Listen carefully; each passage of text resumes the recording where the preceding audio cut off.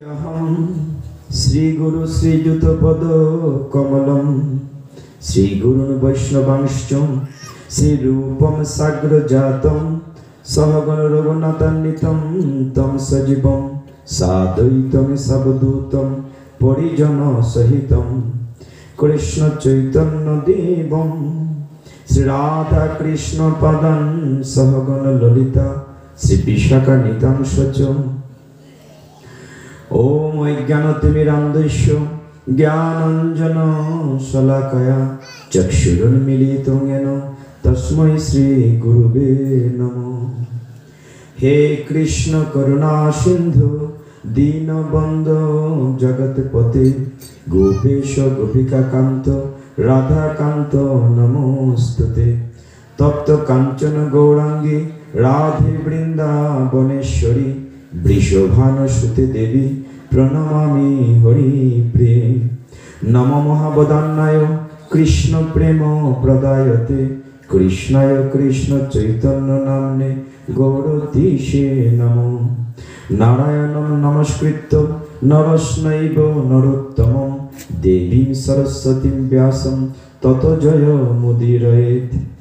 वाञ्छाकल्पतरुभ्यश्च कृपासिन्धुभ्यो एव च पतितानां पावनेभ्यो वैष्णवेभ्यो नमो नमः। আমরা সকলে কৃপা করে হাত তুলি। জয় শ্রী কৃষ্ণ চৈতন্য প্রভু নিত্যানন্দ শ্রী অদ্বৈত গদাধর শ্রীবাসাদি গৌর ভক্ত বৃন্দ। হরে কৃষ্ণ কৃষ্ণ কৃষ্ণ হরে হরে হরে রাম রাম রাম হরে হরে হরে তৎসৎ। আমার ভুল ত্রুটি ক্ষমা করবেন, সকলের কাছে ক্ষমা চেয়ে নিচ্ছি। সত্যিকার অর্থে কি আমি কোনো পাচক নই, আমি জ্ঞানহীন বিদ্যাহীন একেবারে নরাধম। শুধুমাত্র আপনাদের ভালোবাসায় এবং আপনাদের ময়মুরব্বীদের চরম ধুলি পাবো এই জন্য এসেছি।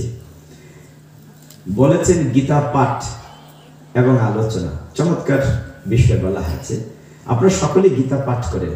অনেকেই মনে করেন যে গীতাটি বোধহয় খুব কঠিন একটি গ্রন্থ, এই সংস্কৃত শ্লোক, কঠিন কঠিন কথাবার্তা। কিন্তু সত্যি কথা বলতে কি সবচেয়ে সহজ গ্রন্থ হচ্ছে গীতা। আমি ছোটবেলা চুনারঘাট আসতাম, আমাদের আত্মীয়র বাড়ি ছিল ওইদিকে একটা রাস্তা গেছে রাজার বাজার বগাডুপি, আছে না রাজার বাজার বগাডুপি? তো সেখানে আসতাম ছোটবেলা। সেখানে এক ধরনের কুইশারি পাওয়া যেত, লোয়ার ট্যাং কুইশারি। আপনারা নিশ্চয়ই ছিলেন যেহেতু চুনারঘাটের লোক।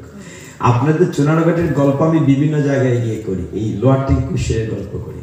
ছোটবেলা সেখানে আসতাম, খুব শক্ত, কিন্তু এই দাঁত দিয়ে ছিলে গেলে জামি ছিলে যেত, কিন্তু রস কিন্তু খুব সুমিষ্ট, সেটা দিয়ে গুড় হয় আখ তৈরি, আখ থেকে। তো ওই গীতা যে কোনো গ্রন্থর কাবার খুব শক্ত, মলাটটা খুব শক্ত, কিন্তু সেটা যদি খুলতে পারেন ভিতরে রস আছে, সেটা যদি বের করতে পারেন সুমিষ্ট রস। এখন গীতা পাঠ বললে তো বিশাল ব্যাপার সেপার না। এখন এই যে কষ্ট করে এত সুন্দর আয়োজন করেছেন, অনেক পয়সা খরচ করেছেন, অনেকেই অনেক জায়গায় গিয়ে বলেন কি দরকার আছে গীতা পাঠ করার, গীতা প্রচার করতে গিয়ে তারা কত কষ্ট করে নিঃসঙ্গের ভক্তরা, যে কি দরকার গীতা পাঠ করে, কি আছে এতে, গীতাতে কি এমন আছে যে গীতা পাঠ নিয়ে এত মাতামাতি, কেন জয়ন্তী করব? কেউ যদি জিজ্ঞাসা করেন যে গীতায় কি আছে, উত্তরটি হবে গীতায় কি নেই। সবকিছু আছে। আপনি কি করে সংসার চালাবেন, কি করে ব্যবসা করবেন, কেমন করে রাজনীতি করবেন, সব প্রশ্নের উত্তর আছে গীতায়। একটি উদাহরণ দিই, বুঝতে পারবেন। এক সময় এরকম স্কুল ছিল না, অনেকে তো স্কুলে পড়েন, কলেজে পড়েন, ভার্সিটিতে পড়েন।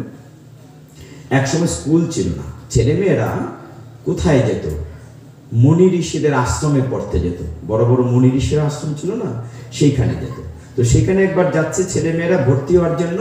তো মুনিবর জিজ্ঞাসা করছেন, একটি প্রশ্ন টেস্ট করছেন যে ছেলেটা বা মেয়েটাকে ভর্তি করব কেমন দেখি। তো একটি ছেলেকে জিজ্ঞাসা করেছেন, গুরুজি আচ্ছা বলো তো ভগবান কোথায় থাকেন? তো ছেলেটি বলছে ভগবান বৃন্দাবনে থাকেন। আরেকজনকে জিজ্ঞাসা করেছেন, বলো তো ভগবান কোথায় থাকেন? বলছেন নবদ্বীপে থাকেন। কেউ বলেছে হয়তো মায়াপুরে থাকেন। সকলের উত্তরই সঠিক, কিন্তু গুরুদেবের ঠিক মন ভরছিল না যে একটি মেধাবী ছেলে, ট্যালেন্ট ছেলে যাচ্ছিলেন। সবশেষে যে ছেলেটি গেল গুরুদেবকে প্রণতি করেছে, প্রণতি নিবেদন করার পর জিজ্ঞাসা করেছেন একই প্রশ্ন, বাবা বলো তো ভগবান কোথায় আছেন? তো ছেলেটি খুব বিনয়ের সাথে প্রণাম করে বলছে, গুরুজি আপনি জানতে চেয়েছেন ভগবান কোথায় আছেন, কোথায় থাকেন, আপনার প্রশ্নের আমি উত্তর দেব, কিন্তু আপনি যদি কৃপা করে আগে বলেন ভগবান কোথায় নাই, তাহলে উত্তরটা দিতে সহজ হয়। হরি বল। আগে আপনি বলেন ভগবান কোথায় নাই, তাহলে বলতে পারবো ভগবান কোথায় আছেন। তার মানে কি সর্বং কল্পিতম, ভগবান সব জায়গায় আছে। ঠিক গীতা গ্রন্থটি এরকম।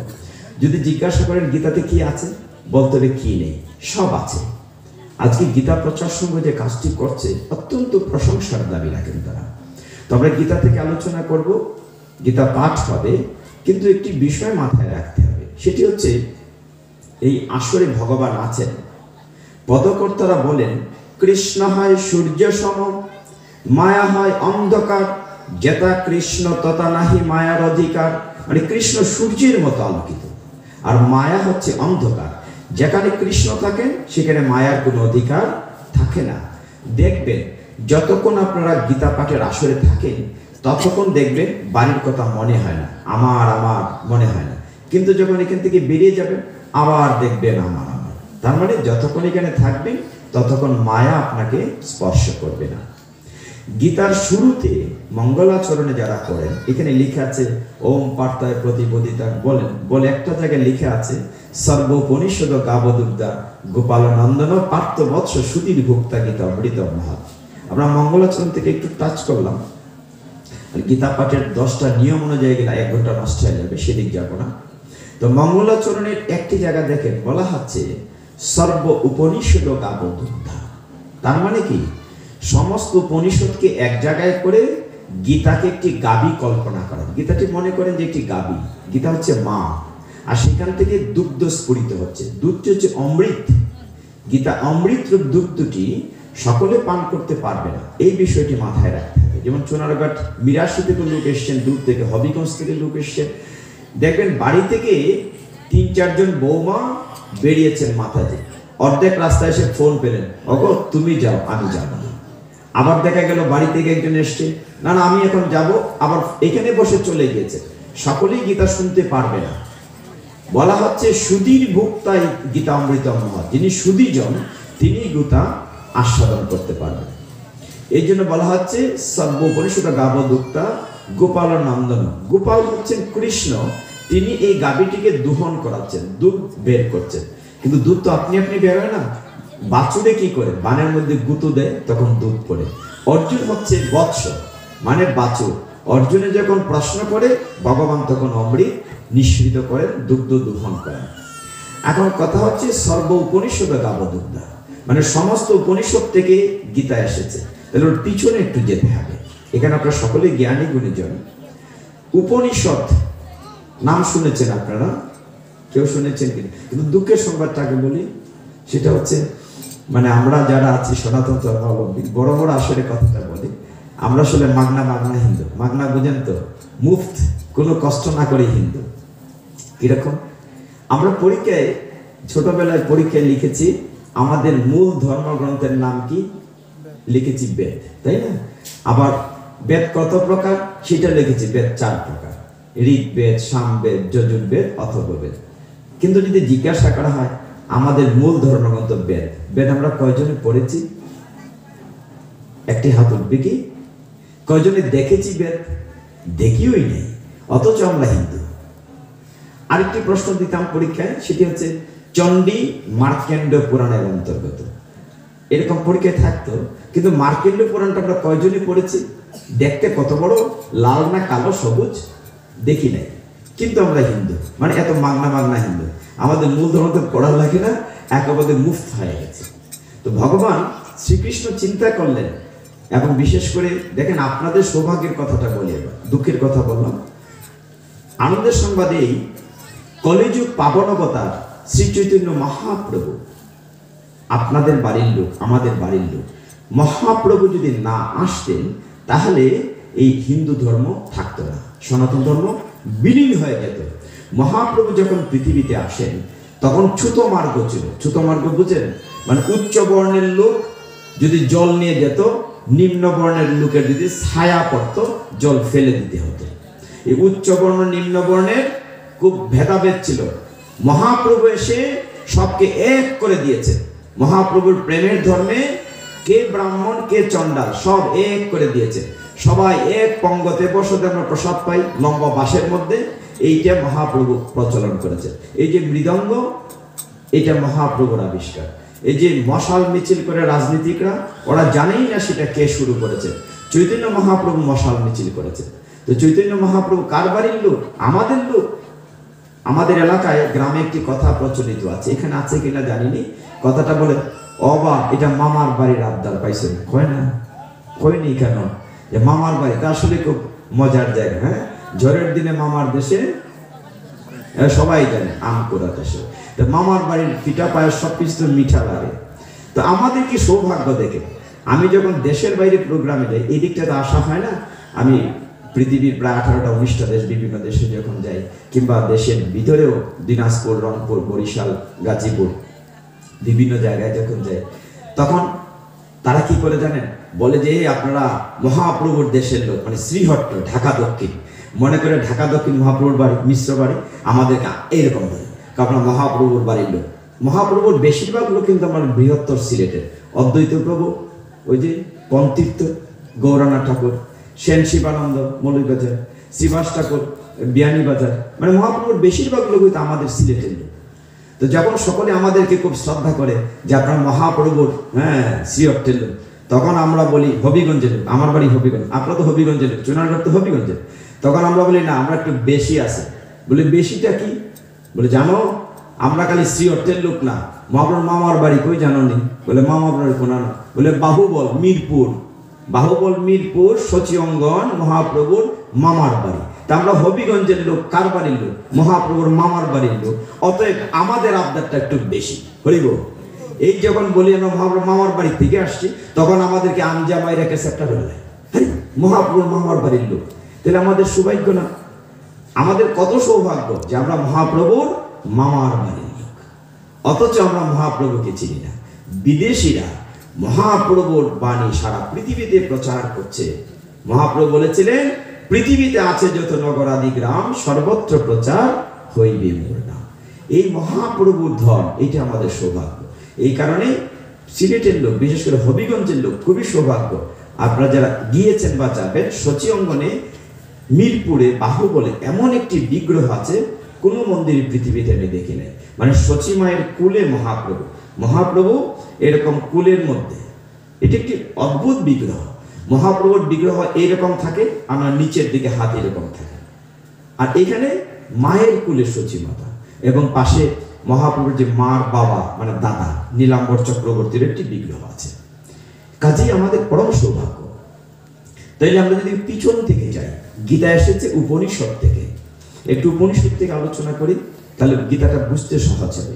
গীতাতে আপনারা সকলেই জানেন যে মহাভারত থেকে আনা হয়েছে, বিশ্ব পর্ব থেকে আনা হয়েছে, কুরুক্ষেত্রের যুদ্ধক্ষেত্রে এই মাসে ভগবান গীতাকে জ্ঞান অর্জুনকে দিয়েছেন ইত্যাদি সকলেই জানেন। গীতা 18টি অধ্যায়, 700 শ্লোক। অন্ধরা যায়, ওই খানা বেটা কি তা নাম? ধৃতরাষ্ট্র।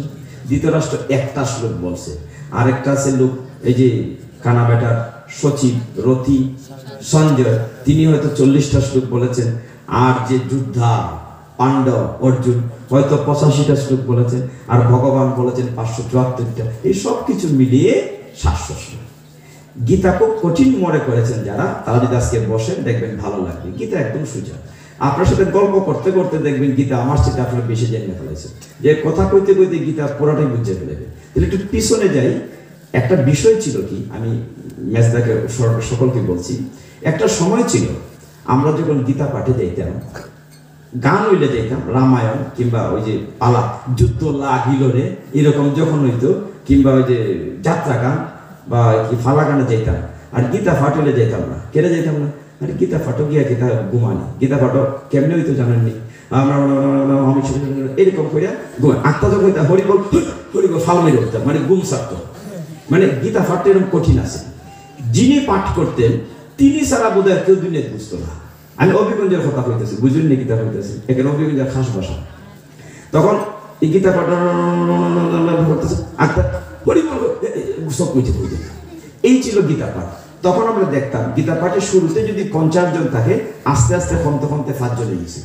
আর এখন উল্টা হয়েছে, যত জায়গায় আমরা গীতা পাঠে যাই, ফইলা যদি 5 জন থাকে আস্তে আস্তে বাড়তে থাকে। কারণ আমরা গীতাটারে সুজা কইরা দেওয়ার চেষ্টা করতেছি। এই যে প্রচার সংঘ প্রচারের জন্য আমার মতো অধমরে আহ্বান করছে, মনে হয় কিছুটা হইলো ভালো হয়েছে, মানে গীতাটাকে সুজা করে তোলার চেষ্টা করছে। একটু পিছনে যাইতে হইব, পিছনে না গেলে গীতাটা বুঝতে না। কেরে গীতা আইসে সমস্ত আমাদের যখন 18টা পুরাণ, 18টা উপপুরাণ, এটা বিশাল ব্যাপার স্যাপার। আমার বাসাতে এত বড় একটা রুম আছে, এই রুমের ভিতরে লাইব্রেরি আছে। যারা যান আমার বাসায় দেখেছেন, মানে সমস্ত উপনিষদ পুরাণ সব আছে। তো সেখানে আমি যখন লাইভ প্রোগ্রাম করি, প্রত্যেক একাদশী দিন লাইভ প্রোগ্রাম করি, ইউটিউব চ্যানেলেও যায় আমার প্রোগ্রাম, যেমন আজকে যাচ্ছে প্রোগ্রাম। তো সেখানে এই গ্রন্থ দেখা যায়। তো এত পুরাণ পড়ার কি আমরা সময় আছে? আমরা কত কাজ, আমরা কত ব্যস্ত, সকলেই তো টেলিভিশন জি সিরিয়াল দেখতাম, কত ব্যস্ত থাকে না, কেউ মোবাইল ফোনে টাচ করতাম আর কিতাকিতি, কত ব্যস্ত। গীতা শোনার তো সময় নাই, আর গ্রন্থ পড়া দূর তা যাই রাখা। এত গ্রন্থ থেকে ছোট হয়ে আসছে উপনিষদ। উপনিষদকে সার করে আরো ছোট করে বানানো হয়েছে গীতা, মানে সহজ করা হয়েছে। তখন গীতা আসছে উপনিষদ থেকে, সর্ব উপনিষদ গাবদুদ্ধা। একটা উপনিষদের নাম আছে কট উপনিষদ, কেন উপনিষদ, তৈত্তরী উপনিষদ, অনেক নাম। তো কঠিন কঠিন কথা হইয়া মাথা নষ্ট করে লাভ নাই, একটা উপনিষদের একটা কথা হল। একবার কট উপনিষদে, এটা কোন ক্লাসের জন্য পাঠ্য বই আছে, এক দেশে এক রাজা ছিলেন, তিনি একবার একটা যজ্ঞ আয়োজন করেছেন। যেমন এখানে গীতা যজ্ঞ হয়, আগের দিনে অশ্বমের যজ্ঞ হইত, মানে গুড়া দিয়া গুমের যজ্ঞ হইত, বড় বড় যজ্ঞ হইত। এক দেশের এক রাজা একবার একটা যজ্ঞের আয়োজন করলেন। এই যজ্ঞটির নাম বিশ্বজিৎ যজ্ঞ। কি যজ্ঞ বলছি? এই ঘুমাই লইত না, আমার কথা শোনা লাগবো, উত্তরে টুকটাক দিবা, আমরা গল্প করবো, দেখবা গীতা হয়ে গেছে। বিশ্বজিৎ যজ্ঞের আয়োজন করলেন। এই যজ্ঞের নিয়ম হলো, যজ্ঞের পরে সবচেয়ে প্রিয় জিনিস দান করতে হবে। কি দান করতে হবে? প্রিয় জিনিস। ওই রাজার একটি ছেলে ছিল, মনে করেন 8-10 বছরের ছেলে। ছেলেটির নাম ছিল নচিকেতা।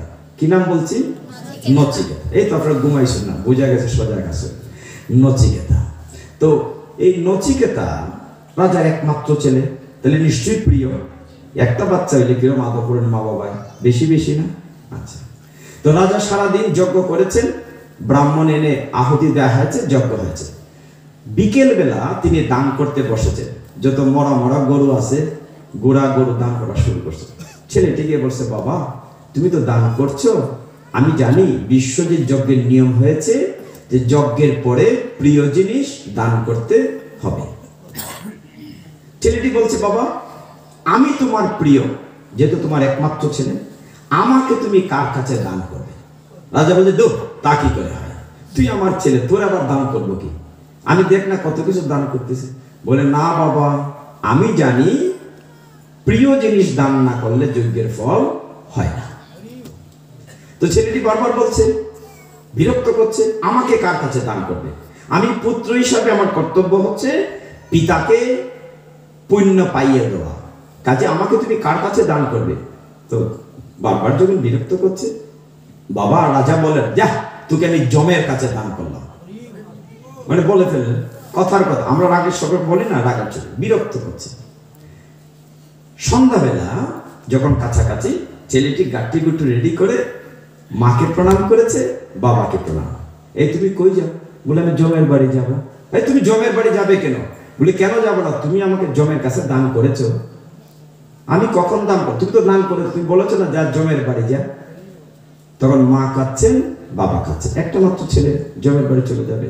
মা কান্না করছে, বাবা আমি নয় রাগের মাথায় বলেছি, তুই কি করে জমের বাড়ি? বলে, না, শ্রীরামচন্দ্র পিতৃসত্য পালনের জন্য বনবাসে গিয়েছিলেন। গিয়েছিলেন কিনা? গিয়েছিলেন। তো বাবা এখানে দেখেন একটি শব্দ আছে, পুত্র। পুত্র শব্দটির অর্থ হচ্ছে যিনি পিতামাতাকে পুত নামক নরক থেকে উদ্ধার করেন, তাকে বলা হয় পুত্র। এই জন্য সে বলছে নচিকেতা, আমি আপনার পুত্র যদি হই তাহলে পিতার সত্য আমাকে পালন করতে হবে। তুমি আমাকে জমের কাছে দান করেছো, আমি জমের বাড়িতে যাব। মা কাঁদে, বাবা কাঁদে, কিন্তু ছেলেটি জমের বাড়িতে রওনা হচ্ছে। যেতে যেতে জমালয়ে পৌঁছে গেছে। গিয়ে দেখে আনফরচুনেটলি, দুর্ভাগ্যবশত যমরাজা গেছেন আর কোনো বেড়ানি আমার লাগান বাড়ির থেকে গেছেন। আজকে বাহাত গেলে আমার ফাইভ বোনে কেউ হইতো না। তো যমরাজাও গুনানিত গেছেন কোনানো, একদিন, 2 দিন, 3 দিন, আর নচিকেতা বাড়ির গেটে বসে আছে। কখন যমরাজ আসবে? 3য় দিন পরে যমরাজ এসে দেখলেন গেটের সামনে আলোকিত হয়েছে, লাইটেড, মানে পূর্ণবান ছেলে। তুমি কে? সে বলছে আমি নচিকেতা। আর তুমি এখানে কেন? বলে আমি এসেছি হে যমরাজ, আমার পিতা আমাকে আপনার কাছে দান করেছেন, আপনি আমাকে কাজ দেন, ডিউটি দেন, সেবা দেন। যমরাজের সর্বনাশ, এখানে কি করে আসলে? এখানে তো মানুষ মারা যাওয়ার পরে আসলে, জীবিত লোকের তো আসার কথা। যাও যাও, ফিরে যাও। নচিকেতা বলতেছে না, আমি তো যাব না, আমাকে দান করা হয়েছে, আপনি আমাকে একটা কাজ দেন। যমরাজ দেখলেন ছেলে তো বড় বেহায়া, ও তো যাবেই না, মানে খুব জিদ ধরে বসে আছে। যমরাজ বললেন ঠিক আছে, তুমি যখন যাবে না, আচ্ছা ঠিক আছে, তুমি তো 3 দিন ধরে গেটে বসে আছো, যতই হোক তুমি তো আমার অতিথি, মেহমান, এই 3 দিনের জন্য তুমি 3টি বর চালা। নচিকেতা বলেন ঠিক আছে। প্রথম বরটি কি? তিনি বললেন হে রাজন, যমরাজ তো রাজা, জমালয়ের রাজা। যমরাজ কিন্তু খারাপ মানুষ না, ডরায়ের না। যমরাজ হচ্ছে ন্যায় বিচারক, উনি হচ্ছেন জাস্টিস। ওই যে কোর্টে যে ম্যাজিস্ট্রেট থাকে, তার কাছে গেলে পরে তার প্রত্যেকটা মানুষের জীবনের কর্ম বিচার হয়, এবং যদি দেখেন তার পুণ্য ভালো স্বর্গের দিকে, পাপ বেশি নরকের দিকে, উনি জাস্টিস করেন। তো যমরাজে কি বললেন যে প্রথম বর কি? ছেলেটি বলল প্রথম বর দিতে হবে, আমি আসার সময় আমার মা কেঁদেছে, বাবা কেঁদেছে, তাদের মনের কষ্টটি তুমি দূর করে দাও। নিজের জন্য কিন্তু চায় নাই। প্রহ্লাদ মহারাজও দেখেন, প্রহ্লাদ মহারাজকে ছিলেন তো, আপনাদের কি লাগে যেন? আপনাদের কিছু লাগে না, সত্য যুগের প্রহ্লাদ। তো প্রহ্লাদ মহারাজ পরম ভক্ত, তিনি হিরণ্যকশিপুর ছেলে ছিলেন, দৈত্যরাজ হিরণ্যকশিপু। যখন হিরণ্যকশিপু এই স্ফটিক স্তম্ভ ফিলার থেকে বের হয়ে যখন হিরণ্যকশিপুকে বধ করেছিল, ঠিক সেখানে কথাটি এরকম আছে, আমরা যতটা না ব্যাকুল ভগবানকে পাওয়ার জন্য, তার সাথে অনেক বেশি ব্যাকুল ভগবান ভক্ত সঙ্গ পাওয়ার জন্য। এটি যে শাস্ত্রের সিদ্ধান্ত। তো সেখানে প্রহ্লাদ মহারাজকে নরসিংহদেব, ভগবান অর্ধেক সিংহ অর্ধেক, জিজ্ঞাসা করেছিলেন প্রহ্লাদ, তোমার দেখো কত ভাগ্য, তোমার মা আছেন, বাবা আছেন, আমার তো মাও নাই, বাবা নাই, আমি তো একটা ফিলার থেকে, স্ফটিক স্তম্ভ থেকে এসেছি, আমি বড় ভালোবাসার কাঙাল। আচ্ছা প্রহ্লাদ, তোমার জন্য কিছু চাও? তখন প্রহ্লাদ বলছিল না, আমার কিচ্ছু দরকার নাই। যে তুমি রাজা হও, বললো রাজা হয়েই আছি, আমার বাবা মারা গেছে, তো আমি রাজা। যে তুমি ধন দৌলত চাও, যে সবই তো পেয়েছি, তাহলে তুমি আমাকে চাও। ভগবান বিষ্ণু নারায়ণ নরসিংহদেব বলছিলেন। তো প্রহ্লাদ বললেন কেন চাইবো তোমাকে? তোমাকে না চাইলে, না পাইলে কি আমি এত বিপদ থেকে বাঁচি? কত বিপদ থেকে! প্রহ্লাদকে পাহাড় থেকে ফেলে দেওয়া হয়েছে, হাতির পায়ের নিচে দেওয়া হয়েছে, বিষ খাইয়ে দেওয়া হয়েছে, সাপের কাছে দেওয়া হয়েছে, আগুনে দেওয়া হয়েছে, রাখে হরি মা রাখে রক্ষা করেছিলেন। তো তোমাকে তো আমি আগেই পেয়েছি। তখন নরসিংহদেব বলছিলেন তবু একটা কিছু চাও। তখন তিনি কি চেয়েছিলেন? প্রহ্লাদ বলেছিলেন, আমার বাবা না হিরণ্যকশিপু কত অপরাধ করেছে তোমার কাছে, তুমি যদি দিতেই হয় তাহলে কৃপা করে আমার বাবার সমস্ত পাপ তুমি মাফ করে দাও। নিজের জন্য কিছু চায় না।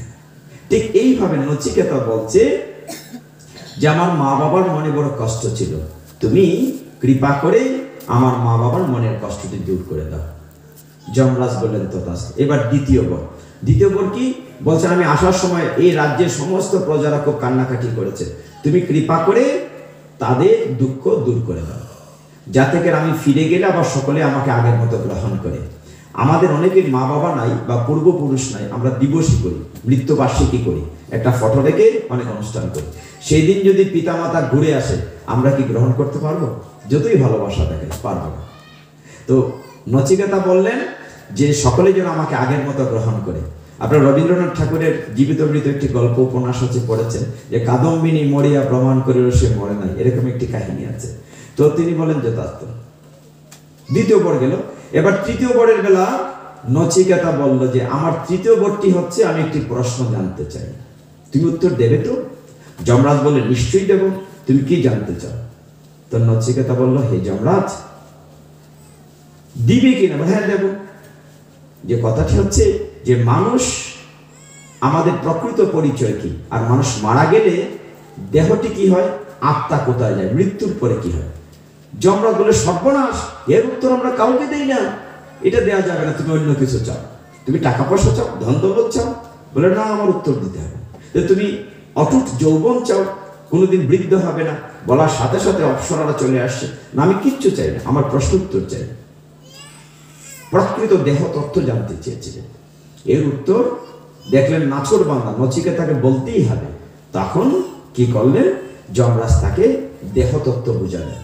আমি বলতে দেহ নয়, আমি বলতে আত্মা, দেহটি নশ্বর আর আত্মাটি অবিনশ্বর।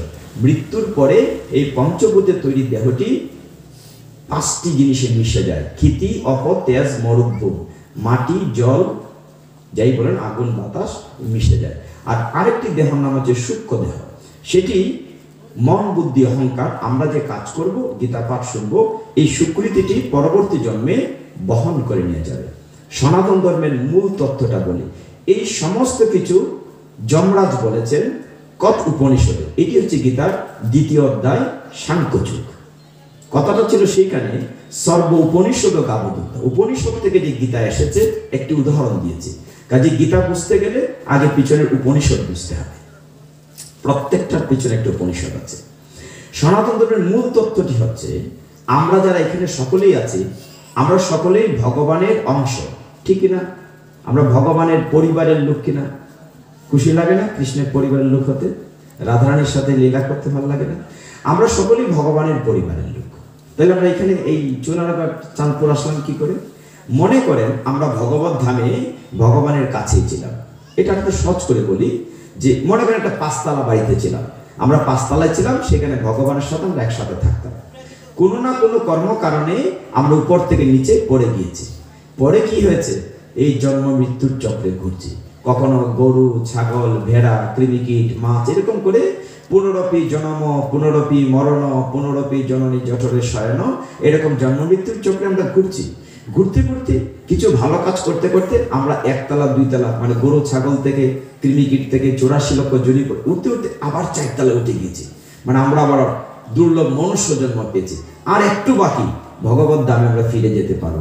কিন্তু আমি যদি এই মনুষ্য জন্মটা কাজে না লাগাই, গীতা ভাগবত শ্রবণ না করি, গীতারায় না মানি, তাহলে আবার আমরা নিচে পড়ে যাব, আবার জন্ম মৃত্যুর চক্রে আমরা ঘুরতে থাকবো।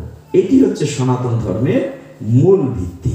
এই বিষয়টাকে বুঝতে হবে, আমরা ভগবানের অংশ, আমরা হয়তো নিচে পড়ে গিয়েছি, আবার ঘুরতে ঘুরতে উপরে উঠে গিয়েছি, প্রায় কাছাকাছি। দেবতারও আক্ষেপ করেন দুর্লভ মনুষ্য জন্ম পাওয়ার জন্য।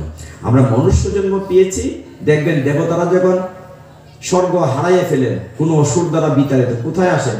পৃথিবীতে এসে আশ্রয় নেন। হ্যাঁ, এইখানে এসে লুকিয়ে ছদ্মবেশে থাকে, আমাদের কাছে এসে আশ্রয় নেন।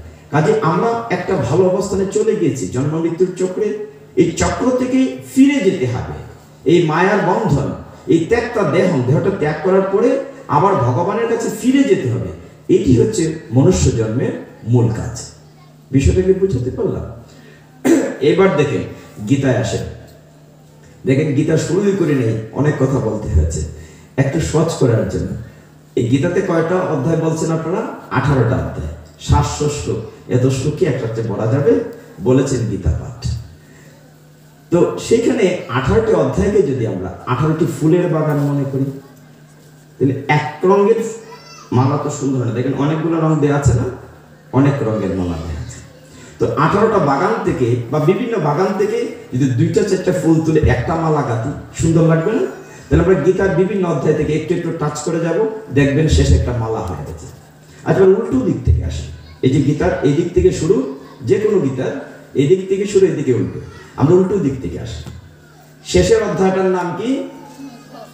মোক্ষযোগ। বাহ, মামনিরা আমার চেয়ে বেশি এক্সপার্ট। এই ধন্যবাদটা তো গীতা প্রচার সঙ্গের। তো মোক্ষযোগের শেষের শ্লোকটা আমরা বলছি উল্টো দিক থেকে শুরু করব। সকলে তো প্রথম দিক থেকে পড়ে, আমরা দেখি না উল্টো দিক থেকে কি হয়। শেষের শ্লোকটা বলেছে সঞ্জয়, অষ্টাদশ অধ্যায় মোক্ষযোগ বা মোক্ষযোগে 700 নম্বর শ্লোকটি বলেছে সঞ্জয়। সঞ্জয় কি বলেছে?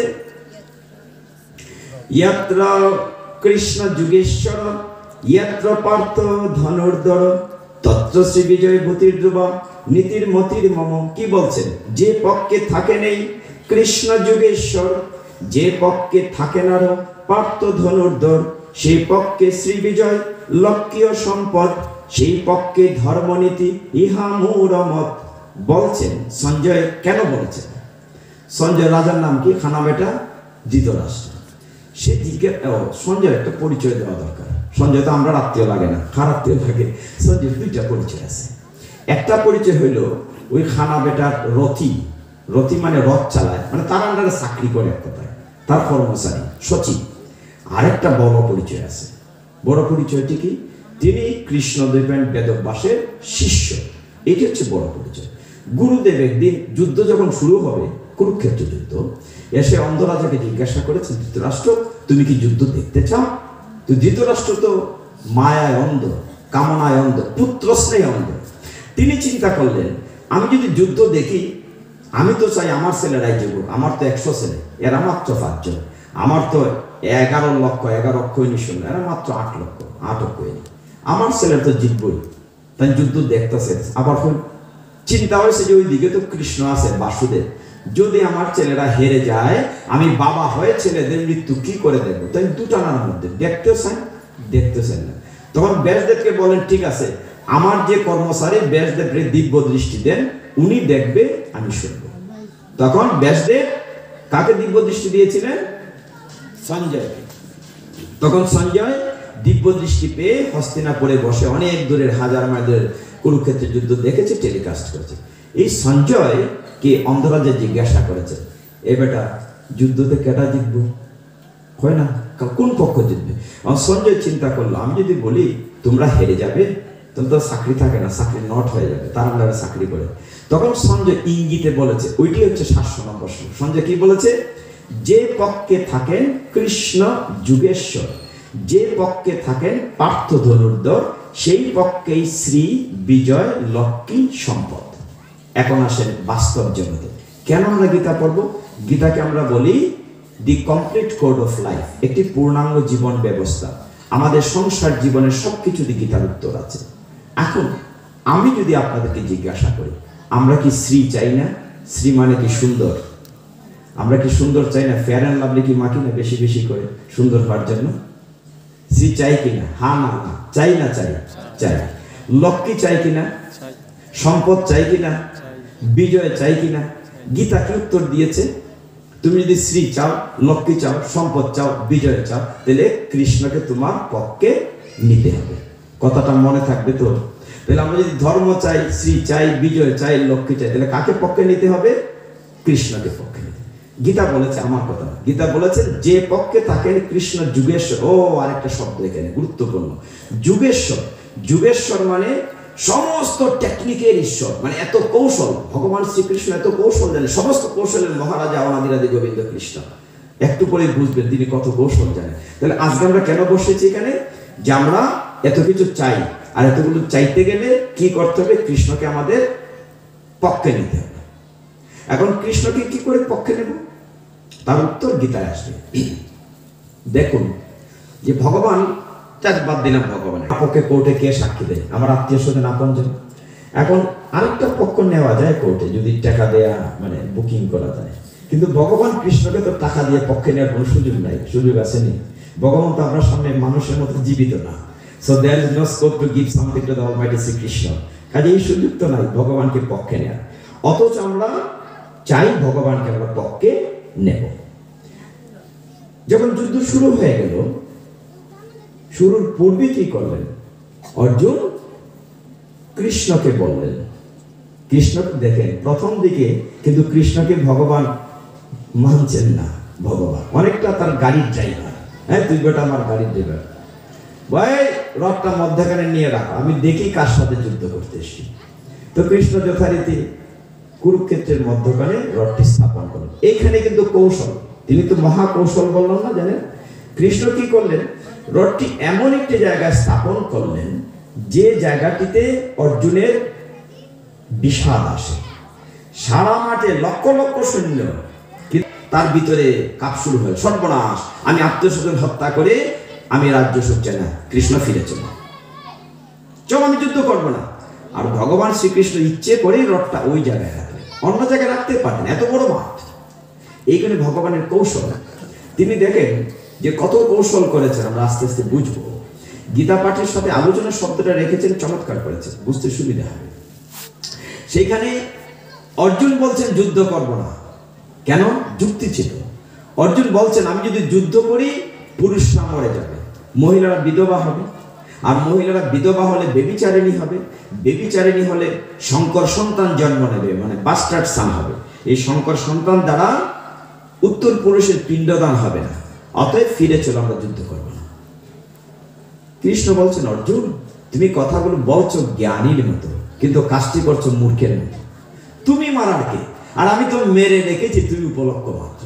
হ্যাঁ, আর তুমি যদি মারো, ভগবান বলছেন অসুচান অন্য সুচাস্তান প্রজ্ঞাভাদংশ ভাষসে গতাসুন অগতাসুনশ্চ। পাশাপাশি দুইটা সাথে সন্ধির বাক্যে বলতে হবে, গতাসুন অগতাসুনশ্চ নাম অনুসুচান্তি পণ্ডিতা। একজন পণ্ডিত ব্যক্তি কে এলো আর কে গেল তা নিয়ে দুশ্চিন্তা করে না। তুমি তো মূর্খের মতো। আর তুমি মারার কে? আমি মেরে রেখেছি, তুমি উপলক্ষ মাত্র। এরপরে গীতার একটি সূক্ষ্ম জ্ঞান আছে, খুব খেয়াল করবেন সুধীজন। সেখানে ভগবান বলছেন তুমি যদি মারো বা কাটো, দেহটাকে মারবে, আত্মা অবিনশ্বর। দ্বিতীয় অধ্যায় তিনি বলেছেন নয়নম ছিন্দন্তি শস্ত্রাণি নয়নম দহতি পাবকঃ ন চৈনম ক্লেদয়ন্তপ ন সুশয়তি মারুতঃ। এখানে দ্বিতীয় অধ্যায় সাংখ্যযোগী চমৎকার বলেছেন। শব্দটি লিখা থাকে এখানে, যেহেতু টিচার আছে, দন্ত্যন ঐকার দন্ত্যন অনুস্বার। আপনারা বলেন নৈনম, আমরা কি পড়ব? ন এনম, না আমাকে। ন এনম ছিন্দন্তি শস্ত্রাণি, মানে অস্ত্র দিয়ে আমাকে কাটা যায় না। পাবক, আগুনে পোড়ানো যায় না, জলে ভিজানো যায় না, বাতাসে উড়ানো যায় না। আত্মাটি এরকম। অর্জুন তুমি যুদ্ধ করো। ভগবান সূক্ষ্ম জ্ঞান থেকে কি দিয়েছেন খেয়াল। ভগবান বলছেন দেখো তুমি যদি মারো বা কাটো, দেহটাকে মারবে, আর যদি নাও মারো, দেহটা এমনিই মরে যাবে। এটি হচ্ছে গীতার সূক্ষ্ম জ্ঞান, এই জায়গাটি বুঝতে হবে। ভগবান বলছেন তুমি যদি নাও মারো, দেহটা এমনিই মরে যাবে। উদাহরণ কি? আমার বয়স মনে করেন 60, এখানে আরো মুরব্বীরা আছে, বয়োজ্যেষ্ঠ মুরব্বীরা আছে। এখন এই মুরব্বী বা আমি যদি কোটি কোটি টাকা খরচ করে ফেয়ার অ্যান্ড লাভলি মাখি, আমি কি ছোট ছেলে হতে পারবো? পারবো না। একজন বৃদ্ধা মহিলা মাতাজি যদি মানে খুব প্লাস্টিক সার্জারি করেন, ছোট মেয়ে হতে পারবেন? পারবেন না। মানে দেহটার মৃত্যু প্রতি মুহূর্তে হয়ে যাচ্ছে। কৌমারং জলজত, আমরা বলি না দেহি অশ্বিন কৌমারং, গীতায় আছে। মানে দেহের মৃত্যু। অর্জুনকে এই জ্ঞানটি ভগবান দিচ্ছেন যে তুমি যদি নাও মারো, দেহটা এমনি মরে যাবে। অথচ গীতার এই জ্ঞানটিতে আমরা যাই না, আমরা ভাষা বিষয়টা থাকি। তখন অর্জুন বলছে না তবুও যুদ্ধ করবো না, আমি তোমার কথা শুনি না, তুমি আবার কে? মানে তার কাছে ভাবতে তোমার ভগবান কেটাই করছে, তুমি তো আমার গাড়ির ড্রাইভার। হ্যাঁ, আমি রাজার ছেলে, আর তোমার তো দুইটা হাত, আমার তো দুইটা হাত। ভগবানের কি হাত বেশি ছিল? এখানে দুইটাই তো ছিল, তোমারও দুইটা পাও। তুমি বরঞ্চ ওই কংসের কারাগারে জন্ম নিছ, আমি বরঞ্চ রাজার ছেলে। তোমার কথা আমি মানি না। এই জায়গাটিতে সকলেই ভুল করে। তোমার জন্ম আমার জন্ম এক না। চতুর্থ অধ্যায় জ্ঞান যুগের 9 শ্লোকে ভগবান কি বলেন? জন্ম কর্ম চমে দিব্যম এবমিউ ব্যক্তি তত্ত্বতঃ ত্যক্তা দেহম পুনর্জন্ম ন ইতি মামেতি সু অর্জুন। ভগবান বলছেন অর্জুন তোমার জন্ম আমার জন্ম এক না। আমার জন্ম দিব্য অলৌকিক, তুমি ভুলে গিয়েছো। আমি যখন আবির্ভূত হয়েছিলাম ভাদ্র মাসে কৃষ্ণপক্ষের অষ্টমী তিথি রোহিণী নক্ষত্রে কংসের কারাগারে ঝরঝঞ্ঝা রাত্রিতে, তখন আমার 4 হাত ছিল। আমি শঙ্খ চক্র গদা পদ্ম রূপ ধরে আসিছিলাম, এবং দেবকী বসুদেব যাতে আমাকে চিনতে পারে, তারা যুগ যুগ ধরে আমাকে সন্তান রূপে পাওয়ার জন্য ওই যে পৃষ্ণি সুতপা, তারপরে 2, 3 তৃতীয় জন্মে এসে দেবকী বসু পেয়েছে। তুমি তো জানোই না আমার জন্ম সম্পর্কে। তবুও যেন অর্জুন বলছেন না দেখবা যুদ্ধ করার দরকার নেই, সেরকম পারছি। মানে আমি যুদ্ধ করে আত্মীয়স্বজন হত্যা করতে পারবো না, তার চেয়ে আমি ভিক্ষাবৃত্তি করে জীবিকা নির্বাহ করবো, আমি যুদ্ধ চাই না। আর ভগবান বলছেন না, আপনার এই শ্লোকটা আমাদেরকে দিয়েছেন একটা জায়গায়, সদর্মে নিধন হচ্ছে পরধর্ম ভয়াবহ, প্রোগ্রামটাতে দিয়েছেন চমৎকার। বলছেন যে না তোমাকে যুদ্ধ করতে হবে, এই যে অর্জুনকে তার স্বধর্মে ফিরিয়ে আনার জন্য, স্বধর্মের মানে ক্ষত্রিয় ধর্ম হচ্ছে অন্যায়ের বিরুদ্ধে, অসত্যের বিরুদ্ধে, অধর্মের বিরুদ্ধে যুদ্ধ করা। অর্জুন তুমি একটু যুদ্ধ করো। ভগবান বলছেন তাকে তো করতে আনতেই পারছে না, এতে করে সপ্তম অধ্যায় অষ্টম আর একটু ফাঁক ফাঁক দিয়ে যাই, সারা রাত চলে যাবে। তখন সপ্তম অধ্যায় নাম কি? জ্ঞান বিজ্ঞান যোগ। সেখানে অর্জুন যখন বলছেন, এখানে আপনারা যারা আসরে আছেন, গীতা বুঝার একটা সহজ পন্থা হচ্ছে, আপনারা সকলে আজকে এখানে অর্জুন। বুঝতে হবে আমরা কুরুক্ষেত্রের যুদ্ধে আছি, ময়দানে আছি, সকলে আমরা অর্জুন। তো মাতাজিরা কইবেন আমরা কেমনে অর্জুন, আমরা কি মহিলা মানুষ? কিন্তু শাস্ত্র বলছে আমরা কিন্তু পুরুষ না, সকলেই প্রকৃতি, দেহ গঠন ভিন্ন হতে পারে, একমাত্র পুরুষোত্তম অনাদিরাদি গোবিন্দ।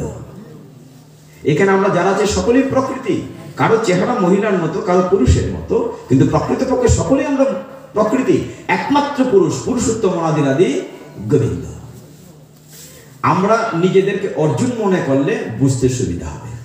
তখন অর্জুন সপ্তম অধ্যায় বলছে, দেখো আমার তো আত্মীয় স্বজনকে হত্যা করতে পারি না, আমাদের তো মায়া আছে। মায়া থাকে না, আপনজনরে কেমনে কিল মারি, ঘুষি মারি, কঠিন ব্যাপার না। আদর করে আমাকে কুলে ফিটে করে দাদা মশাই মানুষ করেছেন বিশ্বদেব, আমার টিচার দ্রোণাচার্য। তখন ভগবান বলেন, দেখো আসলেই কঠিন মায়া অতিক্রম করা। অর্জুন মনে করিয়ে দিচ্ছে সপ্তম অধ্যায় জ্ঞান বিজ্ঞান যুগের 14 নং শ্লোকে, লাইনটা মনে আছে মা? ভগবান বলেছেন নিজের মুখে, দৈবীহি এষা গুণময়ী মম মায়া দূরত্বয়া। ভগবান বলছেন আমার মায়া দৈবী, অতিক্রম করা কঠিন, মম মায়া দূরত্বয়া। অর্জুন এই সুযোগটা পাইছে জেরা করার মতো, যে তুমি তো কইছো যে তোমার মায়া অতিক্রম করা কঠিন, তাহলে মায়া কি করে অতিক্রম করে? ভগবান আরে ব্যাকল শ্লোকের খাটি উপর লাইনটা পড়ছো, নিচের লাইনটা পড়ো। এটা অনুষ্টুপ ছন্দের 32 অক্ষরের শ্লোক, দুইটা ছন্দ আমরা পড়ি গীতায়, অনুষ্টুপ এবং ত্রিষ্টুপ। এখানে বলা হচ্ছে অনুষ্টুপ ছন্দের উপর লাইনে বলা হচ্ছে দৈবী হি এষা গুণময়ী মম মায়া দূরত্বয়া, আমার মায়া অতিক্রম করা কঠিন। ভগবান বলেন অর্জুন নিচের লাইনটা পড়ো। নিচের লাইনে কি লেখা আছে? মা মে বোঝে প্রপদ্যন্তে মায়া মে তামে তরন্তিতে, আমার কাছে যে আত্মসমর্পণ করে আমি তার মায়ার বাঁধন কেটে দেই। হরি বল। ভগবান কি বলেছেন? যে আমার মায়া অতিক্রম করা কঠিন, কিন্তু আমার কাছে যে সারেন্ডার, আত্মসমর্পণ করে আমি তার মায়ার বাঁধন কেটে দেই।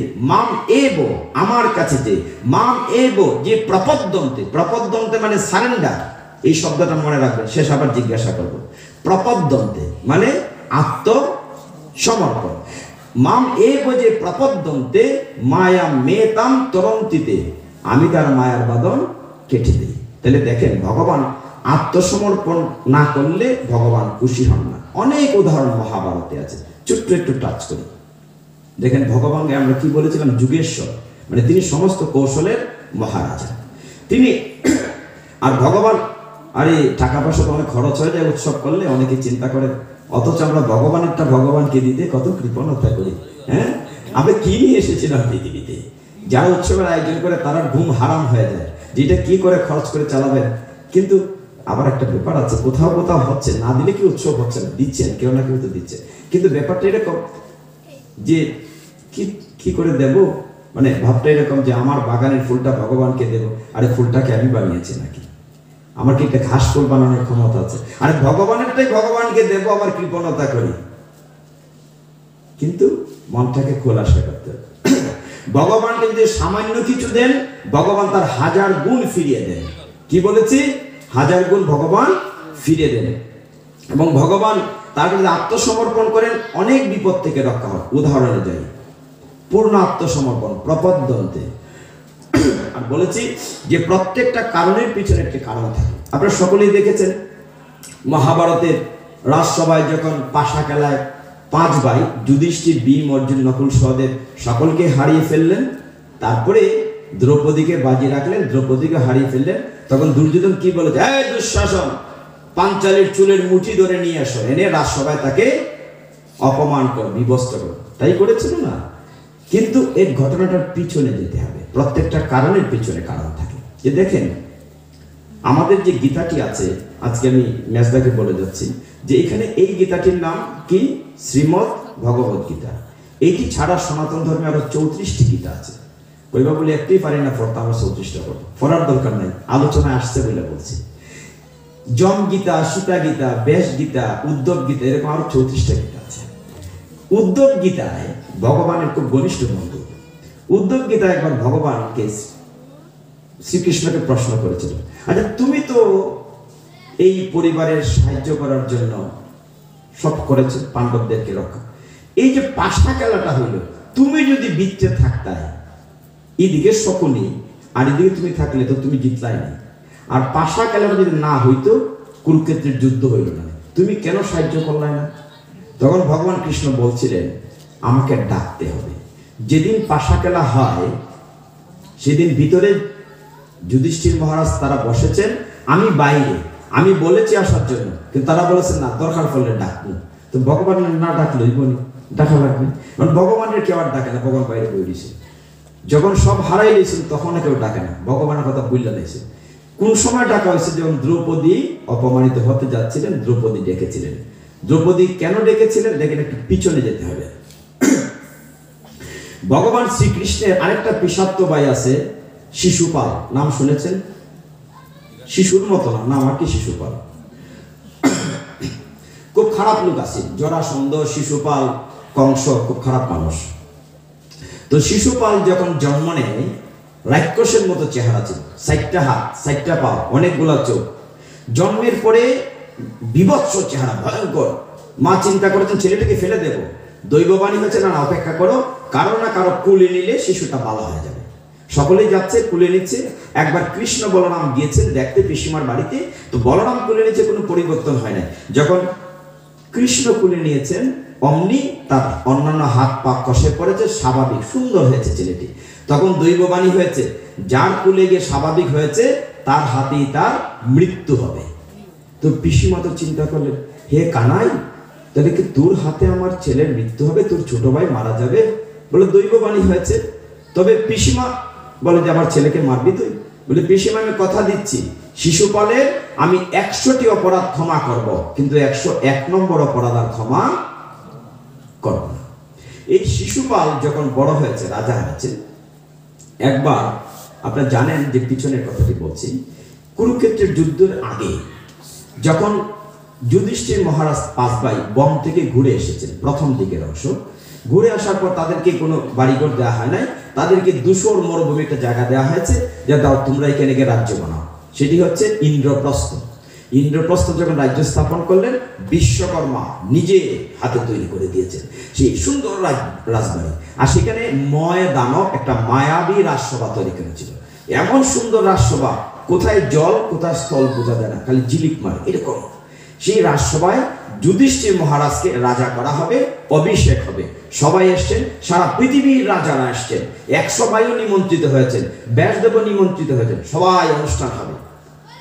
যেদিন যুধিষ্ঠির মহারাজকে অভিষেক করানো হয়, সেই রাজসভাতে শিশুপালও ছিল, সব রাজারা ছিল।